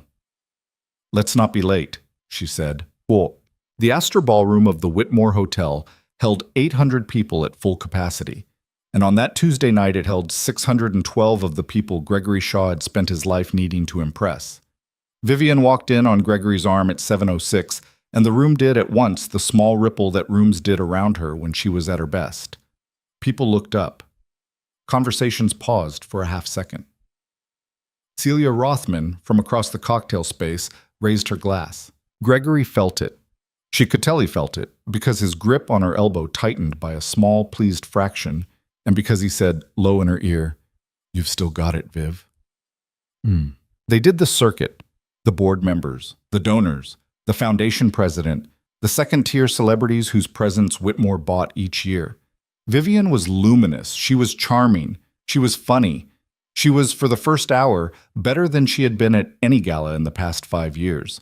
And Gregory walked beside her as if he were discovering a new acquisition in his own living room. At 8:30, they sat at table 4, front and center, and she let him hold her chair for her, and she let the waiter pour her a glass of white burgundy she did not drink. Celeste Lane was, as Dominic had predicted, seated at table 9, visible across the room, wearing a pale blush gown and laughing a little too brightly at something one of the junior partners was saying. Vivian looked at her exactly once, a soft, assessing look, the look of a wife who was being a good sport. And then she did not look again. Salad came. Soup came. Fish came. Vivian ate almost nothing. She realized, running a clock in her head. At 9:17, she excused herself to the ladies' room. At 9:19, she was in the lobby of the Whitmore Hotel, being handed her small evening bag by a woman who had been waiting for her in the cloakroom, which was a woman she had never seen before, and who did not speak to her and whose name she suspected was not important. At 9:20, Dominic Moretti entered the lobby from Fifth Avenue. He was in black tie. His hair was brushed back. He was alone. He walked the way he walked, without apparent hurry, without ceremony. And when he reached her, he stopped about 3 feet away and looked at her for a moment the way he had looked at her in the room at the Ellsworth Club, which was to say, the way a man looks at something he respects. "Vivian." "Dominic." "You are ready?" "Yes." He offered her his arm. She took it. They walked together into the Astor Ballroom at 9:21, and the room, which had not yet noticed them, began, table by table, in that slow, inevitable way a wave gathers along a shoreline, to go quiet. Vivian felt it happen. She did not look around. She looked straight ahead, at the little two-top by the windows where Celia Rothman was already turning around in her chair, mouth slightly open. She walked with Dominic at a completely ordinary pace. She was not hurrying. She was not pausing. She was simply crossing a room. Gregory saw her. She felt it before she saw him. She felt the moment his eyes found them, the way you feel a light turn on in a dark house. He was 3/4 of the way through a conversation with a donor named Pritchard, and his face, which had been animated and warm, went, in the space of one breath, completely still. His mouth stayed slightly open. His hand, which had been on his wine glass, lifted 1/2 inch off the table and stopped there. Across the room, Celeste Lane had just stood up. She had been about to walk toward table 4. She was about to be promoted. She was about to be introduced. She stopped. She looked at Vivian. She looked at the man on Vivian's arm. She looked at Gregory's face. And Celeste Lane, who was 29 years old and had been sleeping with Gregory Shaw for 19 months and had believed, until approximately that second, that she was about to become the second Mrs. Shaw, sat back down in her chair at table 9 so slowly that it looked, from across the room, like a woman lowering herself into cold water. Vivian did not look at any of them. She walked, with Dominic, to the little two-top by the windows. He pulled out her chair. She sat. He sat opposite her. The ballroom was, around them, beginning to function again. Conversations restarting, forks lifting, the string quartet on the dais shifting into the second movement of something dignified. But underneath the surface of the room, Vivian could feel it. The electricity of 612 people in evening dress all, simultaneously, pretending they had not just seen what they had just seen, and all, simultaneously, about to start whispering. Dominic watched her across the small table. "How do you feel?" he asked quietly. She considered it. "Awake," she said. He smiled, just barely. "Good." A waiter appeared. Dominic ordered 2 glasses of a Pauillac. The ballroom moved on, superficially, around them. Vivian did not look toward table 4. She did not need to. She could feel Gregory's attention on her now, the way she had felt his inattention for 4 years, as a constant weather, a pressure against the back of her neck. He was, she knew, frantically trying to read the situation. He was, she knew, making calculations. He was, she knew, fundamentally incapable of crossing the room and asking her what she was doing here, because Gregory Shaw's entire public life was built on never, under any circumstances, appearing out of control. At 9:29, as Dominic had predicted, Harold Beck appeared at her elbow. Harold Beck was 63, beefy, with a ruddy face and the particular kind of smile that men who have never, in their entire lives, been told no wear into public rooms. He laid a heavy hand on the back of her chair. He leaned down. "Vivian, sweetheart, a word." She turned her head slightly. "Harold." "What in the hell are you doing?" "I'm having a glass of wine, Harold." "Don't." "I'm having a glass of wine at the Whitmore Gala, which I have attended every year for 11 years. This is Mr. Moretti, Dominic." Dominic, this is Harold Beck, one of my husband's colleagues. Harold, Mr. Moretti. Dominic did not stand. He did not offer his hand. He looked up at Harold Beck with an expression that was not quite hostile and was not quite anything else either, and he said very pleasantly, Mr. Beck, I believe we know people in common. Harold Beck's ruddy face went a shade paler. He did know people in common. He knew, in fact, exactly which people in common, and he knew what it meant that Dominic Moretti was sitting at a two-top at the Whitmore Gala with Gregory Shaw's wife on a Tuesday evening in November. And Harold Beck, for all his faults, had not become a 63-year-old board member of a $3.5 billion fund by being slow. He removed his hand from the back of Vivian's chair. Vivian, he said more quietly, please, come back to the table. No, thank you, Harold. He's your husband. Tell Gregory I hope he has a wonderful evening. Harold Beck looked at her. He looked at Dominic. He looked for a long second across the room at Gregory, who was watching them with the rigid composure of a man who had, approximately 90 seconds earlier, understood that something was happening that he did not understand. Then Harold Beck turned and walked back across the ballroom without saying another word. He's a clever man, actually, Dominic said mildly when Harold was out of earshot. He has just understood something it will take the rest of this room another 40 minutes to understand. What has he understood? He has understood that he is going to be on a different board by Christmas. She laughed. It surprised her. A small, sharp laugh. Dominic smiled at her across the table. The first real, unguarded smile she had seen from him, and lifted his glass. To an interesting evening, Vivian. To an interesting evening. At 9:40, Gregory Shaw took the stage to present the Whitmore Foundation's annual Philanthropy Award. He was, she had to admit, good. He was composed. He smiled in the right places. He made the right small joke about the hotel's lighting. He did not once look at table by the window where his wife was sitting with a man whose name he did not, at that moment, yet know. At 9:43, all across the ballroom, phones began, very softly, to buzz. It started at table 2, where a hedge fund manager named Rennick received a Bloomberg alert and frowned down at his screen.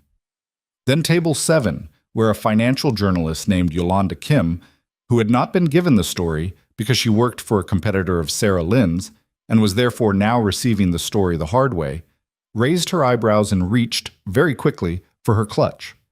Then table 9, where one of the junior partners sitting next to Celeste Lane looked down at his phone and went, very visibly, the color of skim milk. On stage, Gregory was saying something about the importance of giving back. Dominic stood up and held out his hand to Vivian. Would you like to dance? He said. Yes. They walked to the floor. The string quartet was playing something slow and wordless that Vivian did not recognize. Dominic put his hand lightly at the small of her back and took her right hand in his left. He danced the way he walked, without apparent effort, without flourish. He did not pull her close. He did not need to. Across the ballroom on stage, Gregory Shaw was finishing his remarks about philanthropy. A man at table 3 stood up abruptly and walked, half running, out of the ballroom with his phone pressed to his ear. Dominic turned her very slightly so that she could see the stage over his shoulder without obviously looking. Gregory, smiling, said, "And so it is my great pleasure." He stopped. He had, she saw, just glanced down at the foundation president sitting in the front row, and the foundation president was looking at her phone. And the foundation president's face was doing a thing that faces do only when something very, very bad has just happened in public. Gregory Shaw looked out into the ballroom. He saw his wife, in forest green, dancing. He saw at the edges of his vision dozens of faces looking down at dozens of phones. He saw, at table 9, Celeste Lane staring at her own phone with her mouth slightly open. He saw, and Vivian would remember this for the rest of her life, would remember it with a precision that surprised her when she thought about it later, the exact moment her husband understood. His face did not break. He was too trained for that. But something behind his eyes went out. A light. A long-running machine. Something that had been on for 30 years of a career simply, quietly, turned off, and in its place was a 44-year-old boy from a small town in Ohio who had, at some point in the past 22 years, forgotten that he had ever been that boy, and who was, for one unprotected second, in the Astor Ballroom of the Whitmore Hotel, nobody's husband and nobody's boss and nobody's myth, He finished the sentence somehow. To present this year's Whitmore Foundation Award. Someone in the back of the room coughed. It sounded, in the quieting ballroom, like a gunshot. Gregory read the name off the card. The recipient stood up. The room applauded, a beat late, a beat soft. Gregory handed over the award. He shook the hand. He smiled. He walked off the stage. He did not return to table 4. He walked, at a pace that was not quite running, out through the side door of the ballroom, and he took his phone out of his pocket as he walked, and by the time the side door closed behind him, the first full breath of uproar was rising in the ballroom like a tide. Dominic, dancing, said very quietly to Vivian, "It's done." "Yes." "Are you all right?" "Yes." "You're crying." She had not realized. She touched her cheek with the hand that was not in his. Her fingertip came away wet. She looked at it with a kind of mild interest. "I don't know why," she said. "Yes, you do." She looked up at him. 22 years, she said. "Yes." "He was the man who paid for my mother's funeral." "Yes." "He was." "Yes, Vivian. He was. And then he was not." She nodded. She did not wipe the tear. She let it go. She kept dancing. Across the ballroom, the tide of uproar rose and rose. A photographer she had not noticed earlier raised his camera from the edge of the dance floor and took 3 quick frames of them. And in the morning, those 3 frames would go, with Sarah Lynn's byline, to every major financial desk in the country. And in one of them, the one that would run the largest above the fold, on the Journal website for 11 hours, Vivian Carter would be looking up into Dominic Moretti's face with a single tear still on her cheek, and her mouth would be set in a line that was neither a smile nor a frown, but something harder and more precise. And the headline would read simply, "Shaw Capital under federal investigation. Founder's future in doubt." But that was the morning. This was still the night. The music was still playing. Her husband was outside the ballroom on a telephone, beginning to learn the shape of what had happened to him. A 29-year-old woman in a blush gown at table 9 was beginning to understand that she was not being promoted to Zurich. Harold Beck was beginning, already, to compose the 3 careful phone calls he would make in the morning. And in the middle of the floor, in a forest green dress, in the arms of a man she had known for exactly 24 days, Vivian Carter danced. She danced for one more song, and then Dominic, without any visible signal, led her off the floor toward the side exit through which 2 of his men—she had not seen them arrive, she had not, in fact, known they were there—were already holding a door open. The lobby was a different country from the ballroom. In the ballroom, people were pretending not to look at their phones. In the lobby, they had given up pretending. A cluster of men in black tie were standing by the coat check with their phones held at the angle of men reading something they could not quite believe. And one of them, a partner from a rival firm named Orrin Shelby, looked up as she passed and did not say hello. He only, very slightly, inclined his head, the kind of nod men gave each other at funerals, and returned to his screen. Dominic's driver was waiting on Fifth Avenue, a black Mercedes, not ostentatious. Luca was in the front seat. Dominic opened the rear door for her himself. "Where are we going?" Vivian asked as she got in. "Wherever you want." "Not home." "No, not home tonight." "Then I have a suite at the Pierre under Margaret Holloway's name. She reserved it this afternoon for you. There are clothes there. There are toiletries.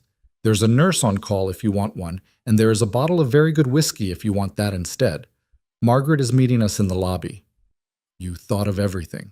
"No," he said, and he was looking out the side window as he said it, not at her. "Margaret thought of most of it. I only asked that you not be alone tonight in any room in that house on Ashmere Drive." She watched his profile in the moving light of Fifth Avenue. "Dominic." "Yes." "Will he come home tonight?" "No. His lawyer will tell him not to. His lawyer will have already told him not to. He will go to the apartment on West 66th. His lawyer will not tell him to go there either, but he will go there anyway, because men in shock go to the places where they have recently felt powerful. He will find that Miss Lane is not there. Miss Lane is, at this moment, on a plane to her parents' house in Phoenix, because one of my people advised her, 3 hours ago, that Phoenix would be a healthier climate for her in the short term than Manhattan. You. She is not a subject of the federal investigation tonight, Vivian. She will be by tomorrow afternoon on paper and by the end of the week in earnest. I did not want her in that ballroom when the story broke. It would have turned the photographs into a different kind of photograph. This evening was not about her. Vivian looked at her hands in her lap. The mother's diamond studs felt warm behind her ears. Dominic. Yes. I don't want her destroyed. He turned his head slowly and looked at her. She's 29 years old, Vivian said. She made a terrible choice. She is going to pay for it for the rest of her career, and I'm not going to pretend to be sorry about that. But I don't want her erased. I want her to have a life afterward. I want her to be able to put gas in a car somewhere in 10 years. Do you understand what I'm saying? He considered her for a long time. Yes, he said. Can that happen? Is that something you can do? It is something I can do. She will be deposed. She will lose her license to work in finance in this country.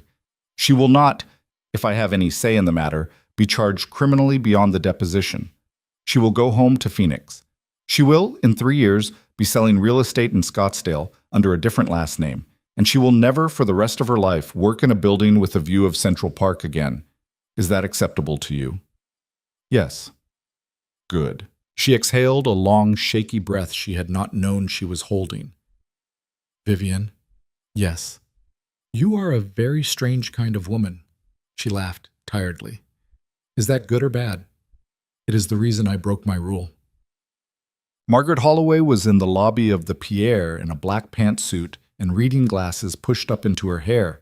And when she saw Vivian, she opened her arms without speaking, and Vivian, who had not planned to, walked into them and let herself be held for about 30 seconds by a woman she had known on and off for 6 years and had, in truth, never been close to until that moment. You did good, sweetheart, Margaret said into her hair. Did I? You did good. She stepped back and looked Vivian over. The dress, the studs, the slight smear of mascara under her right eye that Simone would have been horrified about, and nodded once, a short, decisive nod, and said, All right, upstairs. Dominic, are you coming up? No, he said. She's had enough of me tonight.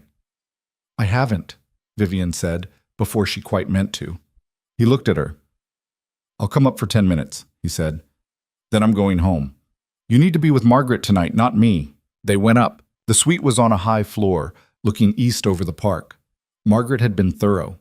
There were soft clothes in the closet in Vivian's size. There was a plate of sandwiches under a silver cover on the coffee table. There was a bottle of Yamazaki with 2 clean tumblers. There was a phone charger still in its package. And because Margaret Holloway had been doing this for 31 years and knew what women who had just detonated their own marriages actually needed. There was a hot water bottle, already warm, wrapped in a cashmere throw on the bed. Vivian saw the hot water bottle and, for reasons she could not name, started crying. Not hard. Just a steady leak. She sat down on the edge of the bed in the Valentino and cried quietly for about a minute and a half, and Margaret sat down next to her and did not say anything, and Dominic stood in the doorway with his hands in his pockets and did not say anything either. And outside the windows, Manhattan went on being Manhattan, oblivious. When she stopped, Margaret handed her a tissue from a box on the nightstand, which was a brand of tissue Vivian did not keep in her own house, and Vivian almost laughed. Okay, she said. Okay. Okay, Margaret said. Dominic from the doorway said, Vivian. Yes. Tomorrow morning at 9, a man named Arthur Petrillo will come to this room. He is Margaret's associate. He will take a statement from you for the record. That statement will be the foundation of the divorce filing, which Margaret will submit at 11. By noon tomorrow, your husband will officially know, through the proper channels, not through a phone call at 2 a.m., that he is being divorced. Do not call him. Do not answer if he calls you. Do not look at social media. Do not read the journal piece until Margaret has gone over it with you. Eat something. Sleep if you can. That is all you have to do tomorrow. Is that clear? Yes. Good. Margaret. Dominic. Thank you for being here. Thank you for making the call. He nodded at Margaret. He looked at Vivian one more time, a long, steady look, the kind he had given her across the low table at the Ellsworth Club, and then he closed the door softly behind him. Margaret sat down next to her on the bed. Well, she said, hell of a Tuesday. Vivian laughed. It was a wet laugh, and it startled her, and she laughed again because the first laugh had been so unexpected. I danced with him, Margaret. I saw the photographs. They're already up. Already? Honey, you danced with a man whose name makes half of Wall Street go quiet. Of course they're already up. You're trending. Don't look at it. I won't. Promise me. I promise. Drink something. I'm wearing Valentino. Take the Valentino off. I had Bergdorf send pajamas. Vivian stood up.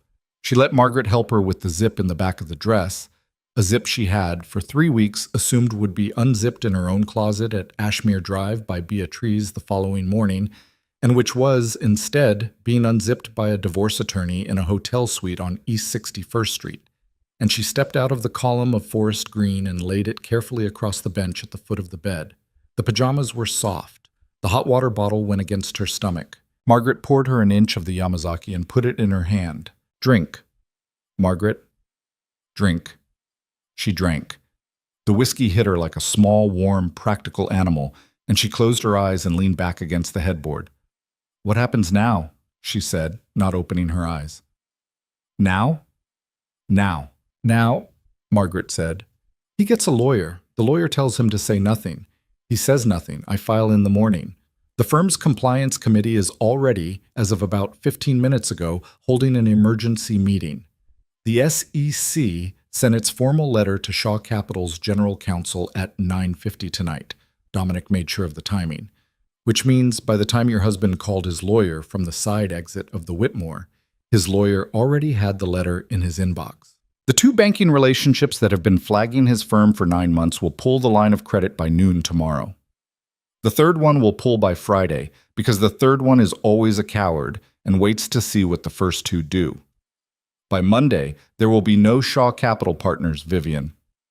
There will be a wind-down firm with a different name and a court-appointed monitor, and a lot of very expensive men in very expensive suits trying to salvage what they can salvage. And Gregory, Margaret said. And she was not being unkind. Margaret was never unkind. Margaret simply spoke the truth of things in the voice a doctor uses to give a prognosis. Is done, sweetheart. He is not going to prison. I don't think. Dominic's people have structured this so the civil exposure is catastrophic, but the criminal exposure is thin. He will settle. He will pay. He will lose his license to manage money in this country. He will live, in 5 years, somewhere that is not Manhattan, on something that is not his old income, and he will tell a version of this story to whoever will listen that will be 60% self-pity and 40% lies and 0% insight. That sounds about right. Vivian opened her eyes. Margaret. Am I a bad person? Margaret looked at her for a long time. Then she reached over and took the tumbler out of Vivian's hand, set it on the nightstand, and took both of Vivian's hands in her own. Sweetheart, she said, let me tell you something, and I'm going to say it only once, because I have been doing this for 31 years, and because I like you. You did not destroy your husband. Your husband destroyed your husband. He did it over 24 months of stealing from a client in Montreal. He did it over 19 months of sleeping with a 29-year-old and expensing dinners in your family name. He did it the day he decided to announce that girl's promotion at the Whitmore Gala and ask you to put your hand on her shoulder. You did not do any of that. You simply, finally, stopped cleaning up after him. That is not the same thing as destroying a man. Do you understand the difference? Yes. Say it back to me. I did not destroy him. I stopped cleaning up after him. Again. I stopped cleaning up after him. Good girl. Now drink the rest of that whiskey and eat half of a sandwich and go to sleep, because Arthur Petrillo is ringing this doorbell at 9 on the dot, and he is extremely boring, and you need to be lucid for him. Vivian laughed again. She ate half a sandwich. She drank the rest of the whiskey. She lay down and pulled the cashmere throw over her knees, and at some point around 11:30, with Margaret sitting in the armchair by the window reading something on her phone and occasionally making small disapproving noises at whatever she was reading, Vivian fell asleep for the first time in 3 weeks without counting a single day in her head before she did. Arthur Petrillo did ring the doorbell at 9 on the dot. He was a small, neat man in his 40s with rimless glasses and a briefcase that closed with the soft, expensive click of briefcases that had been bought in London. He shook her hand. He accepted a cup of coffee from the room service cart. He set up a small audio recorder on the coffee table, and for the next 3 hours and 40 minutes, he walked Vivian Carter through a sworn statement that covered 22 years of her marriage. Every social event she could remember from the past 4, every phone call from Gregory she had considered unusual, the precise morning she had found the receipt, the precise language of the handwritten sommelier note, the existence of the rose gold phone charger, the location of the prepaid Android in her lingerie drawer, the name of the Winston saleswoman, the name of Elena Ruiz, the name of Dominic Moretti. For the record, Mrs. Carter, you are stating that you were introduced to Mr. Moretti through a mutual acquaintance, and that your communication with him pertains only to personal matters related to the dissolution of your marriage? Yes, Mr. Petrillo. Thank you. And every detail, large and small, of the night before. At 12:45, Margaret Holloway filed the divorce papers in New York County. At 12:53, an assistant at the Shaw Capital Partners legal team was informed of the filing. At 1:06, Gregory Shaw, sitting on a chintz sofa in the apartment on West 66th Street that he owned through a shell corporation Miss Lane had been staying in for the better part of a year, received the news from his attorney, a man named Roderick Kyle, and said, on a recorded line that Roderick Kyle had not told him was recorded, a sentence that Margaret would later quote to Vivian with a small, ferocious smile, which was, "That bitch knew, said." Margaret said to Vivian, sitting on the edge of the hotel bed at 2 in the afternoon, "He's decided you planned it. He's not wrong." No, but the interesting part is the word. The word. Bitch. 22 years, and that's what came out first. Honey, that is not a marriage he's mourning. That is a position he's mourning. Remember that the next time you feel guilty. I'll remember. Good. He called her that evening. She had not expected him to call her. She had expected his lawyer to call her lawyer, which had, in fact, already happened 3 times. But at 7:15 on the evening of November 19th, the iPhone she had left, out of pure habit, on the nightstand began to buzz, and the screen said Gregory. And Vivian looked at it for a long moment, and Margaret, who was still in the armchair, because Margaret was apparently never going to leave this suite, said, "Don't. I want to." "Vivian, I am your attorney, and I am telling you. I know what you're telling me. I want to." "Then put it on speaker."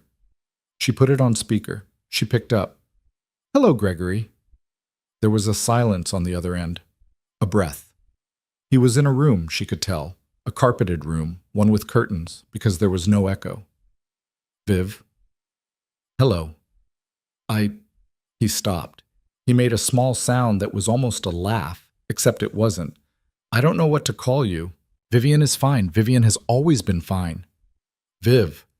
He was crying, she realized, or something close to crying. Gregory Shaw, who had not cried at his own mother's funeral in 2014, was audibly, quietly, uncontrollably crying on a Wednesday evening into a telephone in an apartment on West 66th. "Viv, I need to understand what happened." "No, you don't." "What?" "You don't need to understand what happened, Gregory. You already understand. You're just hoping I'll tell you a version of it that is kinder to you than the version you already have in your head. I'm not going to do that. I don't feel like doing that tonight." "Who is he?" "Who is who?" Don't do this, Viv. The man. At the gala." "Why do you want to know?" "Because he—" Gregory's voice cracked. It actually cracked. "Because he burned my life down, Vivian. Because he came into a room I built, and he put his hand on my wife's back, and he—" "I beg your pardon." "What?" "I beg your pardon, Gregory. Say that again. He did what?" "He put his hand on—" "No, before that. He came into a room you built." Silence. "Gregory, you did not build that ballroom. You did not build the Whitmore Foundation. You did not build our marriage. I built our marriage. I sat at 611 dinners next to men whose first names I made myself learn because you told me their wives were tedious. I ran the Whitney subcommittee for 4 years because it mattered to your firm. I raised your mother's estate paperwork from the dead when she died because you couldn't bring yourself to sit in a lawyer's office in Akron for 2 days. I did all of that, and you watched me do it, and you came to believe that it was air, that it was weather, that it was simply the background of a life you had personally constructed. And then, when you found a 29-year-old who laughed at your jokes, you decided to swap me out like an old phone, and you thought I would take the prenup and go quietly, because that was what you had trained me to be. You did not build anything in that ballroom, Gregory. You occupied it. There is a difference. You are learning the difference. He was quiet for a long time. Then he said, and his voice had gone flat, which was, she realized, the first honest thing he had done on the call. Is that what you really think of me? That is what I know about you, Gregory. Thinking has nothing to do with it. I loved you. Parts of me. What? You loved parts of me. For a while. I've thought about it. I've been thinking about it for 3 weeks. I think you loved, for about 9 years, the part of me that made you look good. I think you loved, for about 3 years after that, the part of me that didn't ask you any hard questions. I think you loved, at the very beginning, the part of me that was impressed by you. Because you were, at 26, a genuinely impressive person. That part you loved longest. But you did not, in any serious or complete sense, love me. I know because if you had, you would not have been able to do what you did. So don't use that word at me tonight. You don't have it to spend. Viv, please. What? I can fix this. No. I have people. There are ways. Moretti, whoever he is, he can be. We can settle. I can make him go away. Viv, you don't know what you've gotten mixed up in. That man is dangerous. Do you understand what kind of man that is? She almost laughed. She actually almost laughed out loud. Margaret across the room mouthed, "Do not," and Vivian shook her head, small, and pressed her free hand to her forehead. Gregory? Yes. That man is the reason your firm was a federal matter on Monday morning instead of a front-page story on Tuesday night. That man is the reason you are having this phone call in a borrowed apartment instead of in handcuffs. That man listened to me describe 22 years of my life 3 weeks ago, and he said, at the end of it, I will help you, and he has not asked me for a single thing in return, not one. So when you tell me he's dangerous, I believe you. He is, but he has been, in the last 4 weeks, the least dangerous man in my life. Do you understand what I am telling you? Gregory was silent for about 8 seconds. Then he said, very quietly, You planned it. Yes. All of it. Yes. The way you've been with me, the last 3 weeks, the kiss on Friday, you planned. I planned all of it, Gregory. Every night, every dinner, every small hand on the small of your back. It was not enjoyable for me. I'm not telling you it was. I'm telling you it was what you had taught me, over 4 years, to become. You trained a wife to stop asking questions and to be gracious at the dinner table and to wear a green dress on command, and then you were surprised when she turned out to be very good at exactly those things the week she decided to leave you. I don't know what else to say to you about this. You sound like a stranger. Yes. You don't sound like you. Gregory, this is what I sound like. You have just, for the first time in 15 years, been in a conversation with your actual wife. I'm sorry you don't recognize me. I'm sorrier for myself, for a lot of reasons, but I am genuinely a little sorry for you too. This is the voice you married. You stopped listening to it. That was a choice. Viv. Yes. What do you want? I want the house. I want the Gestad apartment.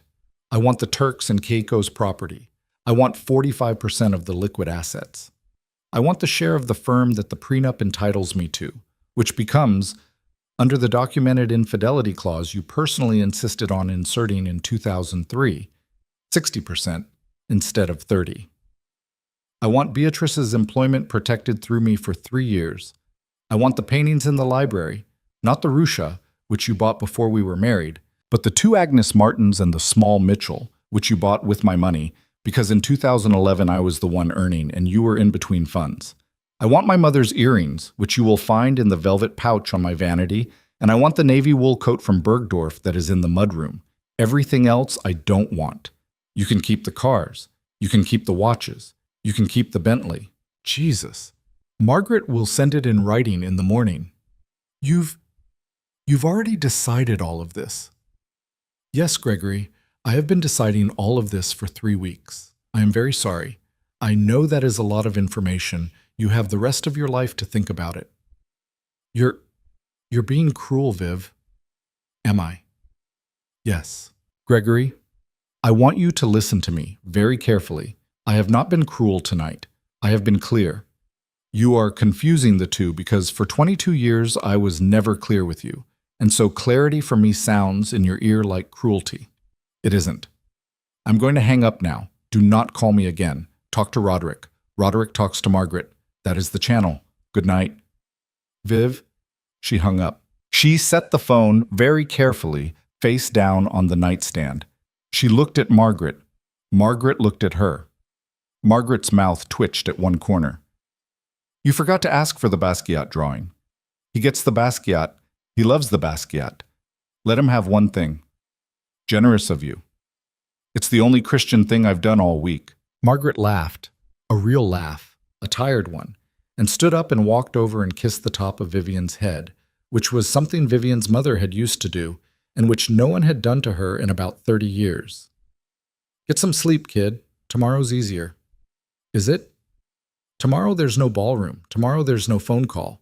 Tomorrow it's just paperwork. Paperwork is easy, Vivian. Paperwork is the part they never warn you about, because it turns out to be the part you can do. The next 11 weeks were paperwork. They were, more than anything else, the specific and grinding paperwork of dismantling a life. Margaret's office filed 34 separate motions in the first 10 days. The firm went into receivership on the 23rd of November. Celeste Lane was deposed on the 2nd of December in a windowless conference room in Midtown. And when Margaret came back from the deposition, she told Vivian, over dinner at a small restaurant on 71st Street, that Miss Lane had cried for 40 of the 90 minutes and had, toward the end, looked across the table at Margaret with the kind of face that 29-year-old women make when they finally understand that they have been, the entire time, the least important person in the room. She wasn't a villain, Vivian. She was a tool. He used her, and she let herself be used because she thought it was advancement. That's not evil. That's just stupid. Be a little sorry for her. Not much. A little. And Vivian had been. A little. The house on Ashmere Drive went on the market in January. The photographer came on a Tuesday morning when Vivian was in the city, and Beatrice, who had stayed on through the transition with a 3-year contract signed in Margaret's office, opened the door for him and made him coffee and watched him photograph the marble foyer from 7 different angles. And when Vivian called that evening to ask how it had gone, Beatrice said, "It photographed very well, ma'am. It has always photographed very well." Gregory did not go to prison. Margaret had been right. The criminal exposure had been thin by design. Dominic had wanted him ruined, not martyred, and prison would have given him a certain kind of dignity that ruin did not.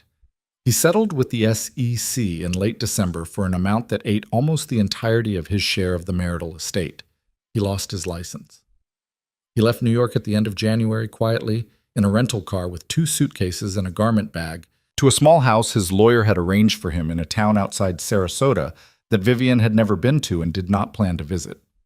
He sent her, 2 weeks after he left, a single handwritten letter, 4 pages, which Margaret read before she did and which Margaret said she was allowed to read if she wanted to, and which Vivian, in the end, put in a kitchen drawer unopened and left there for 6 years. Harold Beck was removed from the board of what remained of Shaw Capital in early December. He went to a smaller firm in Greenwich.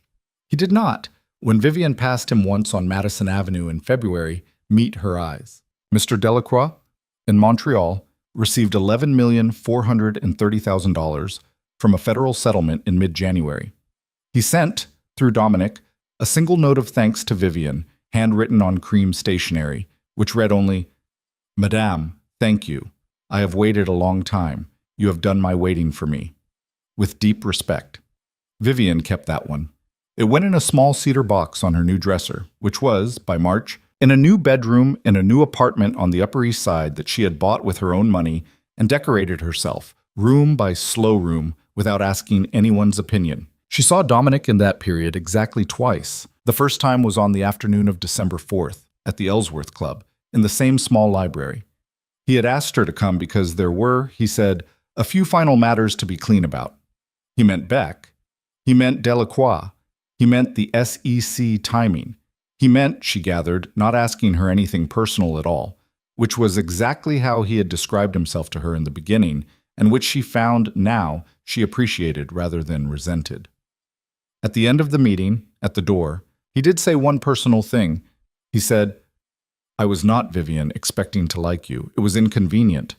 I am telling you this so that you understand that if you do not wish to see me again, I will not contact you, and that if you do wish to see me again, at some point when you are more yourself, you will need to contact me.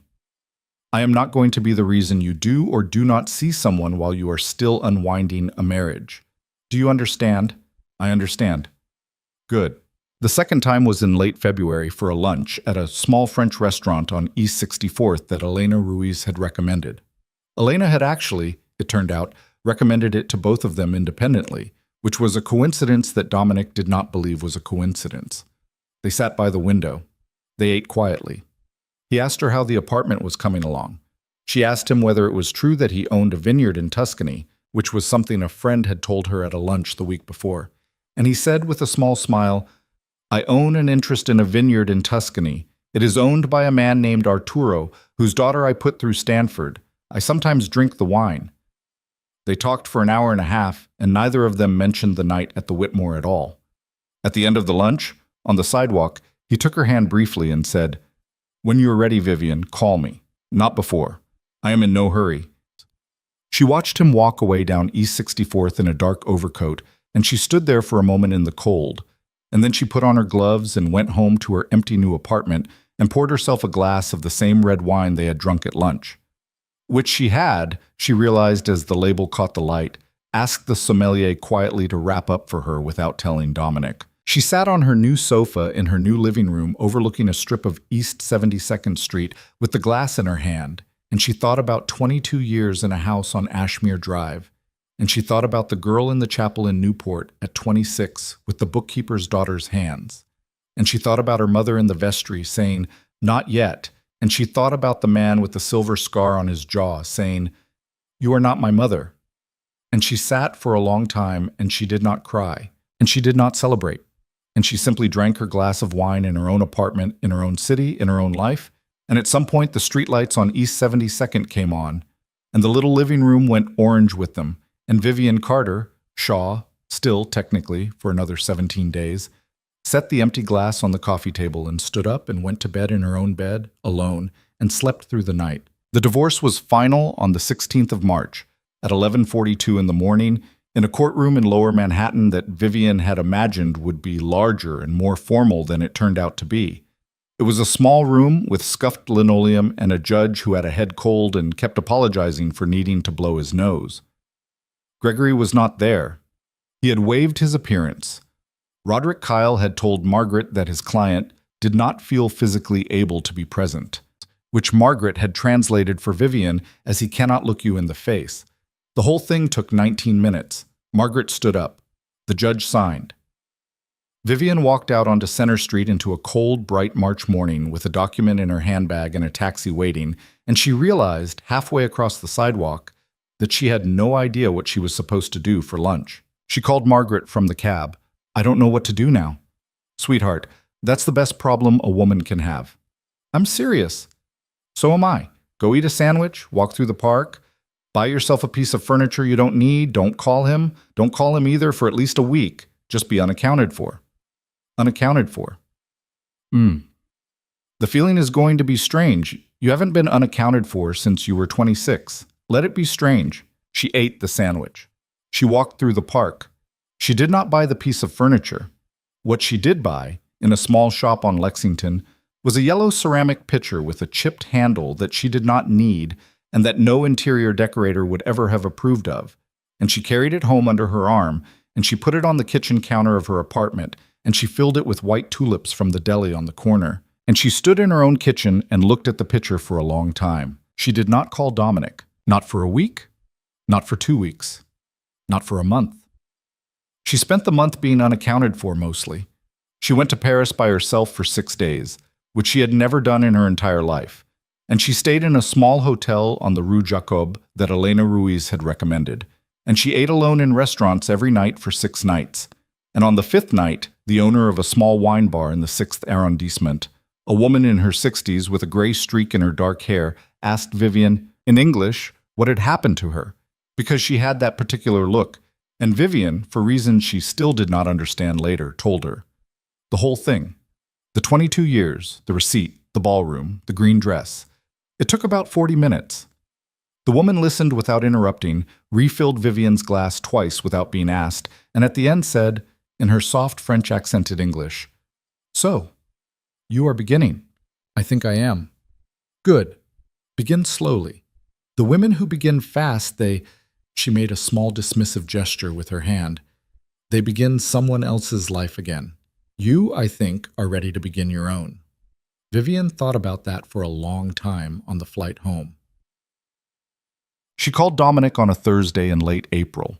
She called from her own landline, which she had installed in the new apartment out of some obscure instinct for permanence, because cell phones had begun to feel, to her, like things that could be lost, and she did not want this particular call to be made on a thing that could be lost.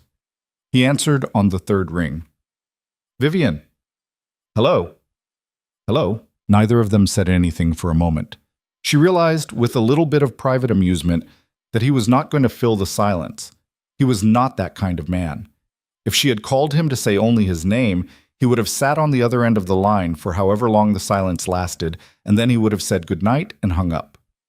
"I wondered," she said, "whether you would have dinner with me next Saturday." "Yes." "I haven't told you where." "I do not need to know where." "What if I said a truck stop in New Jersey?" "Then I would own a good pair of shoes I had not been using." She laughed.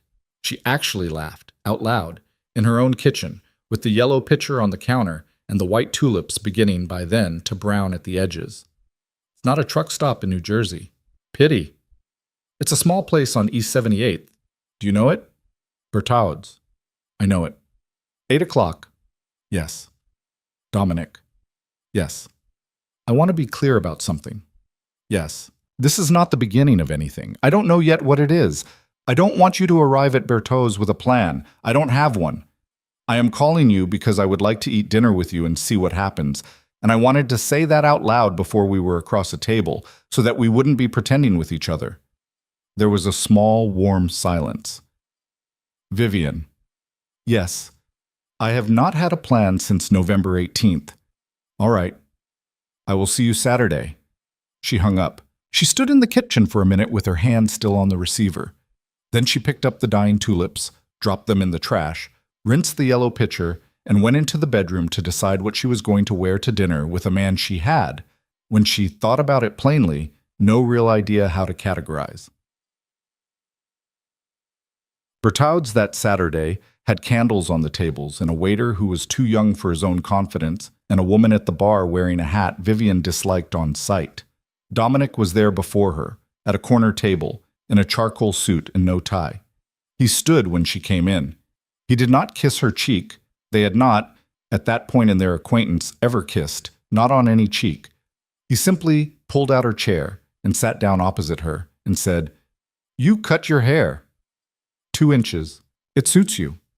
"Thank you." They ordered. He asked her about Paris. She told him about the wine bar in the 6th. She asked him, for the first time, about his daughter, because Elena had once let slip the existence of a daughter, and he paused and then told her. Her name is Francesca. She is 31. She is a pediatric oncologist in Chicago. She has not spoken to her father in 11 years. And the way he said it made her understand, for the first time, that the man across the table from her had his own catalog of rooms he did not go into, and that she was not going to be permitted to walk into most of them. Not tonight. Not for a long time, maybe. Maybe never. She found, a little to her surprise, that she was not upset about this. She was, if anything, relieved. A man with no closed rooms, she had learned, was a man who was lying. They ate slowly. They talked about a book he was reading, about a show at a gallery on West 22nd, about whether anyone who had ever tried to ski should be permitted to ski again after the age of 50. He made her laugh twice. She made him laugh once, which felt to her like a victory on a different scale.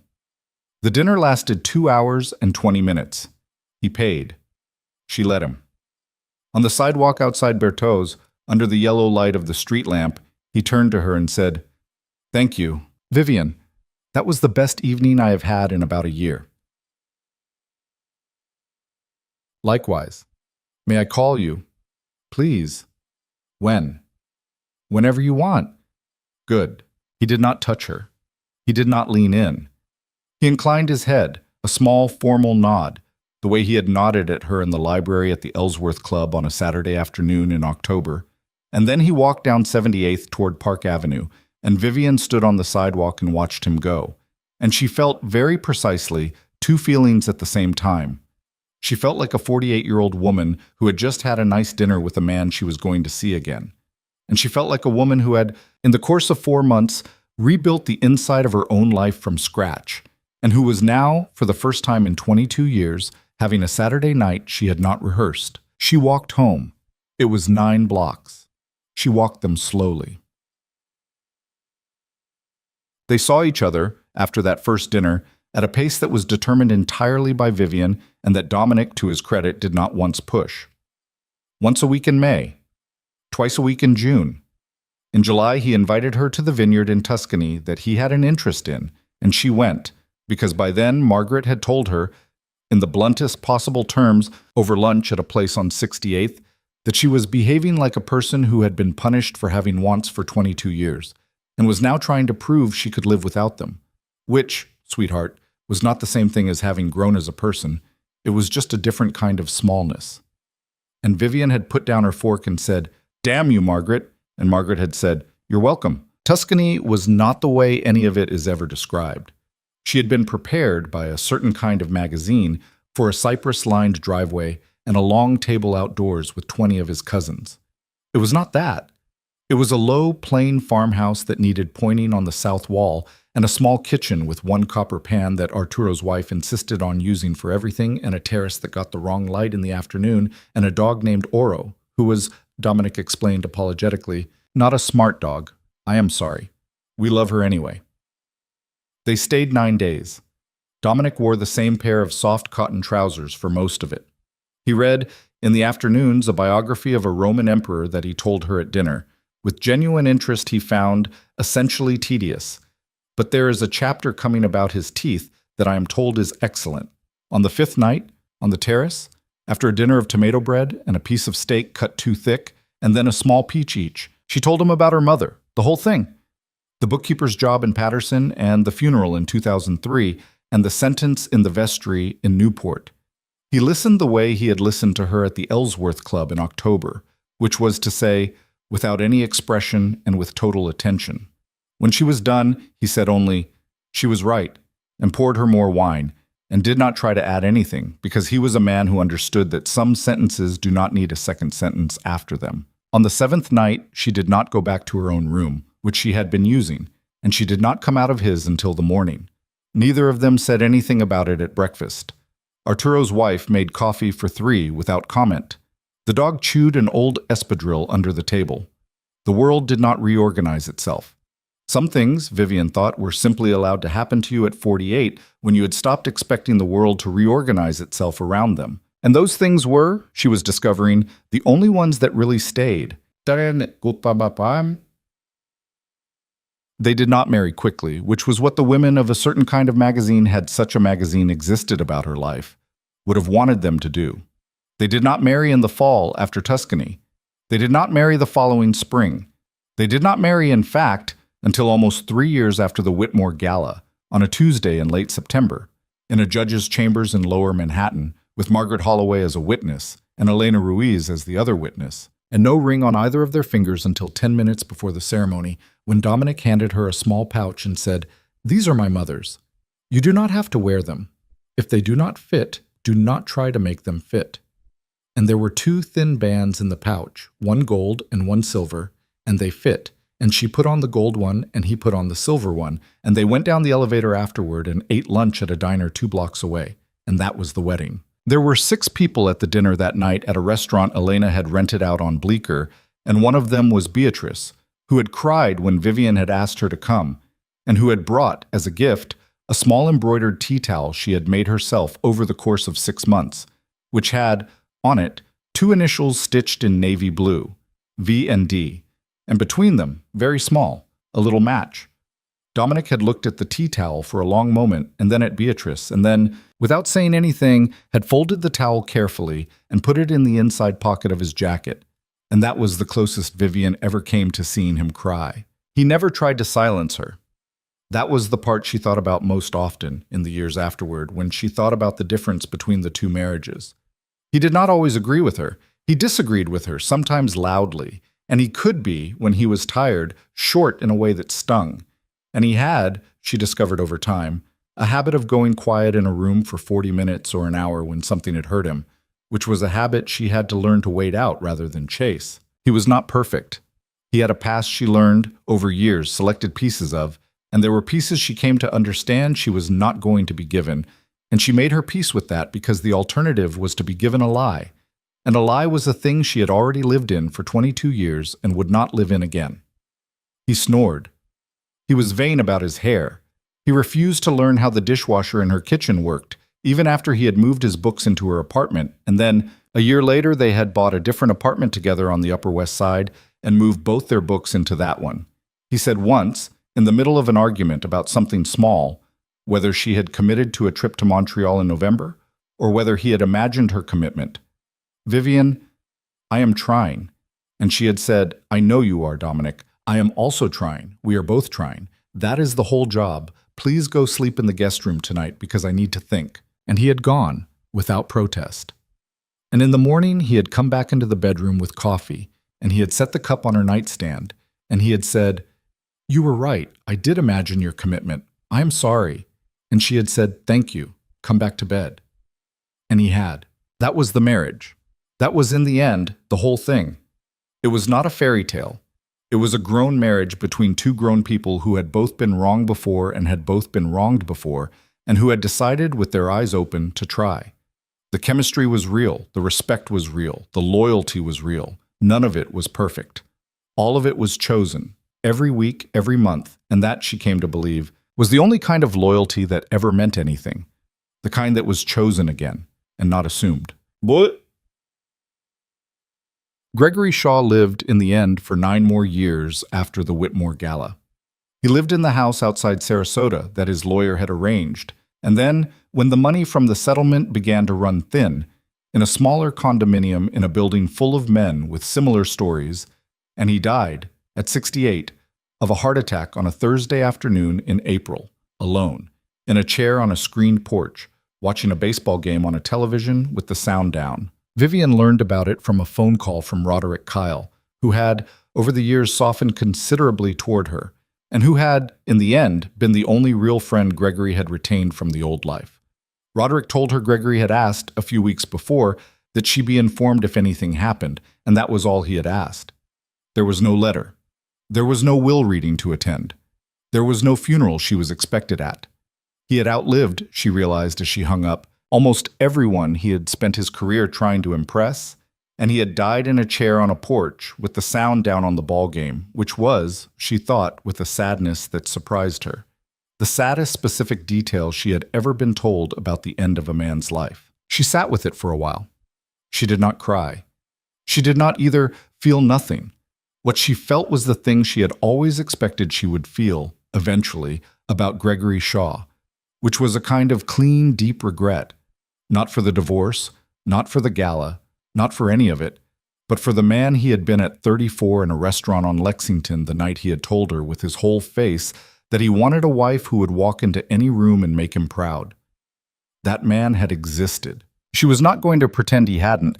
That man had, somewhere in the 22 years, gotten lost inside the other man, and the other man had died on the porch, and neither of them were coming back. And there was, finally, nothing to do about it but to acknowledge that it had been a real thing, and then to set it down. She did not tell Dominic right away. She made dinner. She set the table. She poured them both a glass of wine. Over the second course, she said quietly, "Gregory died this afternoon." He did not react the way a lesser man would have reacted. He did not say, "Good." He did not say, "I'm sorry." He did not pretend not to know the man's history with her, and he did not pretend the man's death was her tragedy when it wasn't. He set down his fork. He reached across the table and took her hand, and he said, "Are you all right?" "I'm all right." "Do you want to talk about him?" Not tonight. Another night. Yes. Good. That was all. They finished dinner. They did the dishes together. They watched, for an hour, a documentary about bees that neither of them were very interested in, but that Vivian had started the week before. In bed, later, he held her, and neither of them said anything, and she slept. This is, in its way, a story about a woman who discovered a receipt in her husband's coat pocket on a Tuesday morning. It is about that, and it is about a green dress, and it is about a man who held the match. But if the woman Vivian Carter became over the years she lived after November 18th could tell you what this story was really about, she would say, she thought, 3 things. And she thought about them often, on quiet afternoons in the apartment on the Upper West Side, when she was alone with a cup of tea and the light coming in over the books. The first thing she would say is that no one is disposable. That is not a sentiment. That is a rule about the world. The cruelest thing one human being can do to another is not to betray them, not to leave them, not even to humiliate them in a ballroom in front of 612 of their peers. The cruelest thing is to decide silently, over a long period of time, that they are the sort of person who can simply be replaced. Gregory Shaw had not believed she would fight. He had believed she would, in the quiet, terrible way women in her position had been fighting for generations, simply dissolve. He had believed this because he had allowed himself, over 4 years, to forget that he was married to a specific person, a woman with a mother in New Jersey and a scholarship background, and strong hands, and a capacity for cold calculation she had never had occasion to use on him before. And he had begun instead to think of her as a category called wife, a category with certain predictable behaviors. That was the mistake. That was always the mistake, she thought, of the Gregorys of the world. They stopped seeing the actual woman, and they started managing a category. And the category one day closed the category's bank account and hired Margaret Holloway. The second thing she would say is that strength, for a woman, is almost never loud. In the weeks after the Whitmore, people she had known for years, women mostly, had said to her in the soft, horrified voices of people who had just witnessed something they did not know how to put into a card, "Vivian, you were so strong. How did you do it?" And she had smiled and thanked them and said, "I was lucky, and I had good help," which was true, but the full truth, which she said only to Margaret once, over a glass of wine in Margaret's office 3 years after the divorce, was that strong had very little to do with what she had done. She had not been strong on that Tuesday in October. She had been quiet, and she had been patient, and she had been for 3 weeks the best actress in New York, and she had been for a long time before that the kind of watcher that wives become when they are not being listened to. The kind who notice everything and file everything and say nothing, and who accumulate, without meaning to, a kind of knowledge of their own husbands that the husbands would be horrified to learn they possess. That was not strength. That was attention. The strength had been in deciding, on one specific morning in a marble hallway, to finally use what the attention had given her.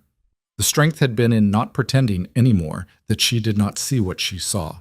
Everything after that had been, in its way, paperwork. The third thing she would say, and this was the one she thought about most because it was the one that had cost her the most to learn, was that the reward for surviving a cage is not another cage, no matter how pretty. The mistake she had almost made, she realized later, was to walk out of her marriage to Gregory and straight into the arms of a man who could protect her, and to mistake the protection for the prize. Dominic could protect her. Dominic had, in fact, protected her, and she did not pretend, in the later years, that he had not. But the reason the thing between them had worked, in the end, was that she had not taken the protection as the ending. She had taken it as a doorway, and she had walked through the doorway alone, and she had spent 4 solid months being unaccounted for, as Margaret had put it, and she had bought a yellow ceramic pitcher with a chipped handle, and she had gone to Paris by herself. And she had built, in an apartment she paid for, a life she had furnished without asking anyone's opinion, and only then, only when she was certain that the life she was building was actually her own and not a more comfortable version of someone else's. Had she picked up her own landline telephone in her own kitchen and called the man and said, "I wondered whether you would have dinner with me next Saturday." The order, she came to believe, had mattered enormously. Most women who walked out of cages, she thought, were asked by the world to walk directly into new ones, because new cages at least were shaped like freedom. The trick was to stop, in between, in the uncomfortable open air, long enough to figure out what you actually wanted when no one was looking, and then to go get it without apologizing. Well, Sean, on the 10th anniversary of the Whitmore Gala, a date she had never particularly meant to mark, but that had crept up on her over coffee one November morning, Vivian stood at the kitchen window of the apartment on the Upper West Side and watched a thin, cold rain move over Central Park. And she thought about the girl in the chapel in Newport at 26. And she thought about the woman at 48 who had walked into a ballroom in a forest green dress. And she thought about the woman at 58 who was, that morning, standing barefoot in a kitchen in a sweater that belonged to someone else, stirring a second cup of coffee. Dominic came in behind her. He did not say anything. He put a hand lightly on the small of her back, the same place he had put his hand once on a dance floor 10 years and 6 days ago, and stood next to her at the window, and they watched the rain for a while. "What are you thinking?" he said eventually. "I'm thinking Beatrice will be here at 1. "Yes." "I'm thinking I'm glad we bought enough wine." "Yes." "I'm thinking about the receipt." He looked at her. "Still," he said, "sometimes, not with pain anymore, just as a fact." "Yes. I'm thinking that most women who find that receipt don't do what I did, Dominic. They go to bed with it and they don't do anything. And the reason they don't is not that they're weak. The reason is that no one helped them. I had help. I had Elena. I had Margaret. I had you. Most women don't. Most women are told by the people around them to be reasonable and to think of the children and to consider what they have to lose. And by the time they are done being told those things, they are 70 and it is too late, and they have spent their whole lives quiet in the wrong house." "Yes. I think about that a lot. More now than I did at the beginning." "Yes. I don't know what I do about it. I'm not a foundation. I'm not an activist. I'm a 58-year-old woman with a decent apartment and a second husband and a kitchen I like standing in." He was quiet for a moment. Then he said, "Vivian." "Yes." "You could be a foundation if you wanted." She looked at him. "You have the means now. You have the name in certain rooms. You have the attention of a certain kind of press. You could, if you wanted, fund the Margarets. You could fund the Elenas. You could fund the 3 women who helped the 1 woman, because it is always 3 women who help the 1 woman, in my experience. You could make it easier for the next Vivian on the next Tuesday morning in the next marble hallway, and you could do it quietly, and you could do it for the next 20 years, if you wanted." She looked at him for a long time. "Would you help me?" "If you asked." "I'm asking." "Then yes."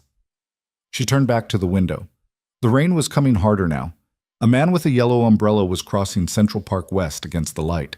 "All right," she said, and it was not dramatic, and it was not a vow, and it was not, in any literary sense, a moment.